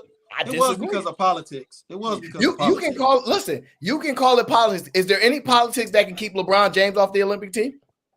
Yes. No, because if you're that good, you're not going to be off the team. If he say something crazy, no. But politics can't keep players off the Olympic team. No, because he's not better. He wasn't better than the large majority of those players. If they're not Nike athletes, so right, look at not this. Nike athletes. Look at this. Look how Anthony Edwards. Anthony Edwards was arguably the best player on the team, and at first he wasn't. No. What? In the early rounds, when they was BS and playing around, sure. But when it got down to the nit and gritty, it was Steph Curry and LeBron that brought the gold home. And Anthony Edwards was really not playing heavy later in the rounds. You know they don't play. Let me finish my point though. Okay. That's fine. What I'm saying is, you're right. Arguably, he was the best. Let me rephrase it. He was the hottest player on the team, arguably the hottest player. And listen, let me tell you why. Let me tell you why I have the biggest disagreement. This is just my opinion. I don't see Jaylen Brown get double teamed. I absolutely see Jason Tatum get double teamed. And if that's the case, you have to acknowledge that's a huge difference because Jason Tatum is getting double teamed. I don't see Jaylen Brown get double teamed. I watch a game. Jason Tatum get because he don't allow it to happen. Because when Jaylen Brown get the ball, he goes straight into attack mode. He don't wait. Are you kidding me? Because Jason Tatum, he be on his Tatum dribble a lot. Point-ish. And Jaylen Brown, he's straight getting to the bucket. He said, "Give me the ball. Let me eat, bust your ass." That's what Jaylen Brown. All right. So are you saying wait? Are you saying Jaylen Brown's a better offensive player than Jason Tatum? What I'm saying is that. Oh, then you just made a moot statement. I'm not. Y'all just be on this Jaylen Brown, he does not hesitate. He doesn't wait. He goes straight to the bucket. Tatum, he want to be pretty. He want to dribble outside on the 3-point line. Jaylen Brown has no left hand. One screen. Oh, this screen didn't work. Let me get this screen over here. Let me hold on. Hey, coach, what you want me to do? Number 2, wave off this screen. Do a step back in the 3, and that's how come people got a double to him because he's wasting that clock. Jaylen Brown, he gets straight to the buckets. I'm gonna be honest. Jaylen buckets. When it comes to Jaylen Brown, it was a player that was real similar, and they were saying like, "Yo, he don't have no right hand. You could stop him so easily." They still can't stop that motherfucker right now, James Harden. Like it doesn't matter if you have it. It's all about how you take advantage of the defense. The defender. He's a great one-on-one player. Jaylen Brown. He's a great one-on-one player. So I'm not taking that. Even if he it's not that he doesn't have a left hand. He don't have no left, bro. He doesn't use it. No, he's so dominant. I watched him at Cal. I watched him. I haven't seen that left hand develop. And guess what? You know who else didn't have a left hand? And he's a Hall of Famer? You ever seen him dunk with his left hand? No, don't get me wrong. He can take a dribble, pick up the ball, but literally dribbling, going left. Watch his game. I promise you, he drives never went 99% of the time. I'm telling you. Do you know who else never went left in their whole NBA career? They used to say Mike didn't have a left hand area. They did say that. Do you know who else? No, they can't say that. They can't say. They used to say it early on. I got one question for y'all. Who else is historically known for never going to the left? We don't know nobody that's historically known for never going left. Oh, yes, it is. His name is Allen Iverson. He never laid up on the left side of the basketball court. Allen Iverson crossed Jordan. We got it on film. In order to cross somebody, you have to put the ball in your off hand. Absolutely not. What I'm trying to explain to you, Allen Iverson, you're going to look at every shot that he ever did. He ain't never take a left-handed layup ever, even with the right hand. He'll go all the way. He'll dribble all the way back around to the right hand side so he can lay it up on the right hand. I'm not about to argue with this guy. He doesn't take the left side of the court serious. Jaylen Brown did win. They did have a higher scoring game against the Cavs, and they won. They had 3-point. They went off on the 3-point line with Jaylen Brown. Yes, in the game. Because Jaylen Brown is one of the very best players in the league. We all know this. And Sharon, bad takes Bracy, Mr. Flip-Flop himself, clearly tried to act like he didn't know he wasn't playing. He tried to gloss over that. And the Cavs proved they're the better team. What? Where was he? I ain't seen him. No. Okay, so knowing I did not know Jaylen Brown didn't play. I didn't even get to watch the game. Porzingis played. He didn't play like Tatum didn't play when they lost. Wait, what'd you say? Did Tatum play when they lost? Yes, he did. Oh, okay. Well, today he played when they lost, but he played in the win. But when Brown played, you see how they was like hitting from the 3-point line. There wasn't none of that this game. Yeah, he brings a dynamic to the game because Slimmy, they was out of it to the fourth quarter. When you have Spider woke Donovan, up in the fourth quarter. He played the MVP fourth quarter. Again. No, I'm That's not. what happened. Was there. They won by 1 point. Mitchell was off the whole game until the fourth quarter. How much? So I'm not being and he lit him up. And secondly, that's what happened. Whatever. Secondly, here's the difference. Mitchell played the MVP fourth quarter. I tell you that. Jaylen Brown there, they lost by 1 point. When Donovan Mitchell calls a screen to get Holiday off of him, Jaylen Brown could switch. But when you don't have those two top defenders to be able to switch off, sometimes when you call for that screen, Porzingis got off too, though. That pesky defender got like 20 him, something, it allows like him to run it up. That's what I'm saying. But the thing is, Jaylen Brown is going to be guarding Mitchell. No, that's listen. It's going to be both. No, it's going to be both because they switch. If you watch most teams, they throw multiple defenders at, so they will give you both of them. And I'm just saying, when you call a screen, you normally can get that person off of Mitchell. So if you got Jaylen Brown guard him, you call a screen, you get him off of him. But the thing is, what I do know, watching that game tonight, Donovan Mitchell don't even need a screen. He crossed one of the greatest defenders up so bad. His name is Holiday. He crossed him up so bad. He did. He did do that. He did do that. So what? We understand you're never going to shut down the greatest offensive players, sir. It's about making it difficult for them. Like, you sound crazy. So bad, he ran into a screen that wasn't even there. You got Cleveland going all the way. Aaron, you got Cleveland winning the East around? Is that what you're trying to tell me? Aaron, can you say that again? That's not what you just said again. Yeah, what I'm saying is great offensive players are not going to score 4 points. They're going to score their points, but great defensive players make it difficult on them. So I'm not expecting Jaylen Brown. Go ahead. So Donovan Mitchell is a great offensive player, right? He's one of the top offensive players. Yes. Okay. That's all I want to know. I don't think... listen, my issue with him is when the playoffs happen, he becomes a defensive liability. I've seen LeBron do the screen pick and roll and say, we put Mitchell on every screen pick and roll. I've seen the words say, we put him on every screen pick and roll, and he struggles with it. That's not his Wait a minute. I don't think Donovan Mitchell. Wait a minute. Hold on. I don't think Donovan Mitchell can take you to the promised land as your number one, bro. No. He's a number two. He's a number two. Y'all don't want to admit it. He's a number two, and Cleveland fans don't want to admit that he's a number two. You look at the best number twos. No, he's not. You look at the best number twos around the talking about. He's not number one. This is insane. He's literally number one right now. I don't want anyone to gloss over what Aaron just said. Aaron just talked about pick and roll defense. We all know who the center was when he was on that team. Rudy Gobert is horrible with pick and roll. That's true. It's not that Mitchell. It's not that Mitchell was necessarily the problem.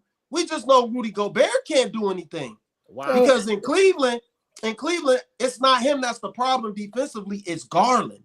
Right. Listen.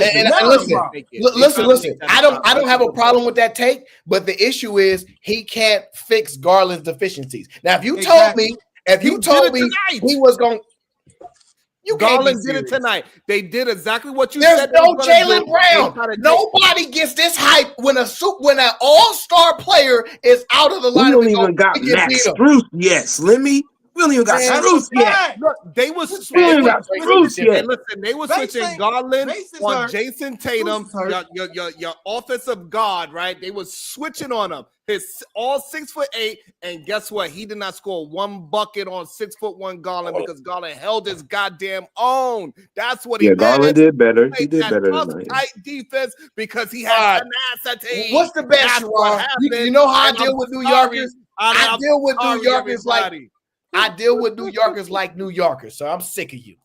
I'm sick of you. God damn it. You got any final words? I'm the best when it comes to this sports debate shows. This is what I do, okay? I know how to give you the best takes. I know how to give you the historic matchups, and clearly you know how to flip-flop and lie about people. Talking about this was the best game they played on. Dang well Jaylen Brown was not allowed him after arguing all those BS things for the Steelers. We see your flip-flop, sir. We see your flip-flop. Hey, listen, make sure y'all back tomorrow as we go through the sports. As you can see, we can get very heated and have a good time on the sports. Make sure y'all hit that like button, that share button, and get more people involved in the sports talk as well. This is what the space need. Holla at you later. Tomorrow, mañana. Be on time. Think of tomorrow's game? Be on time.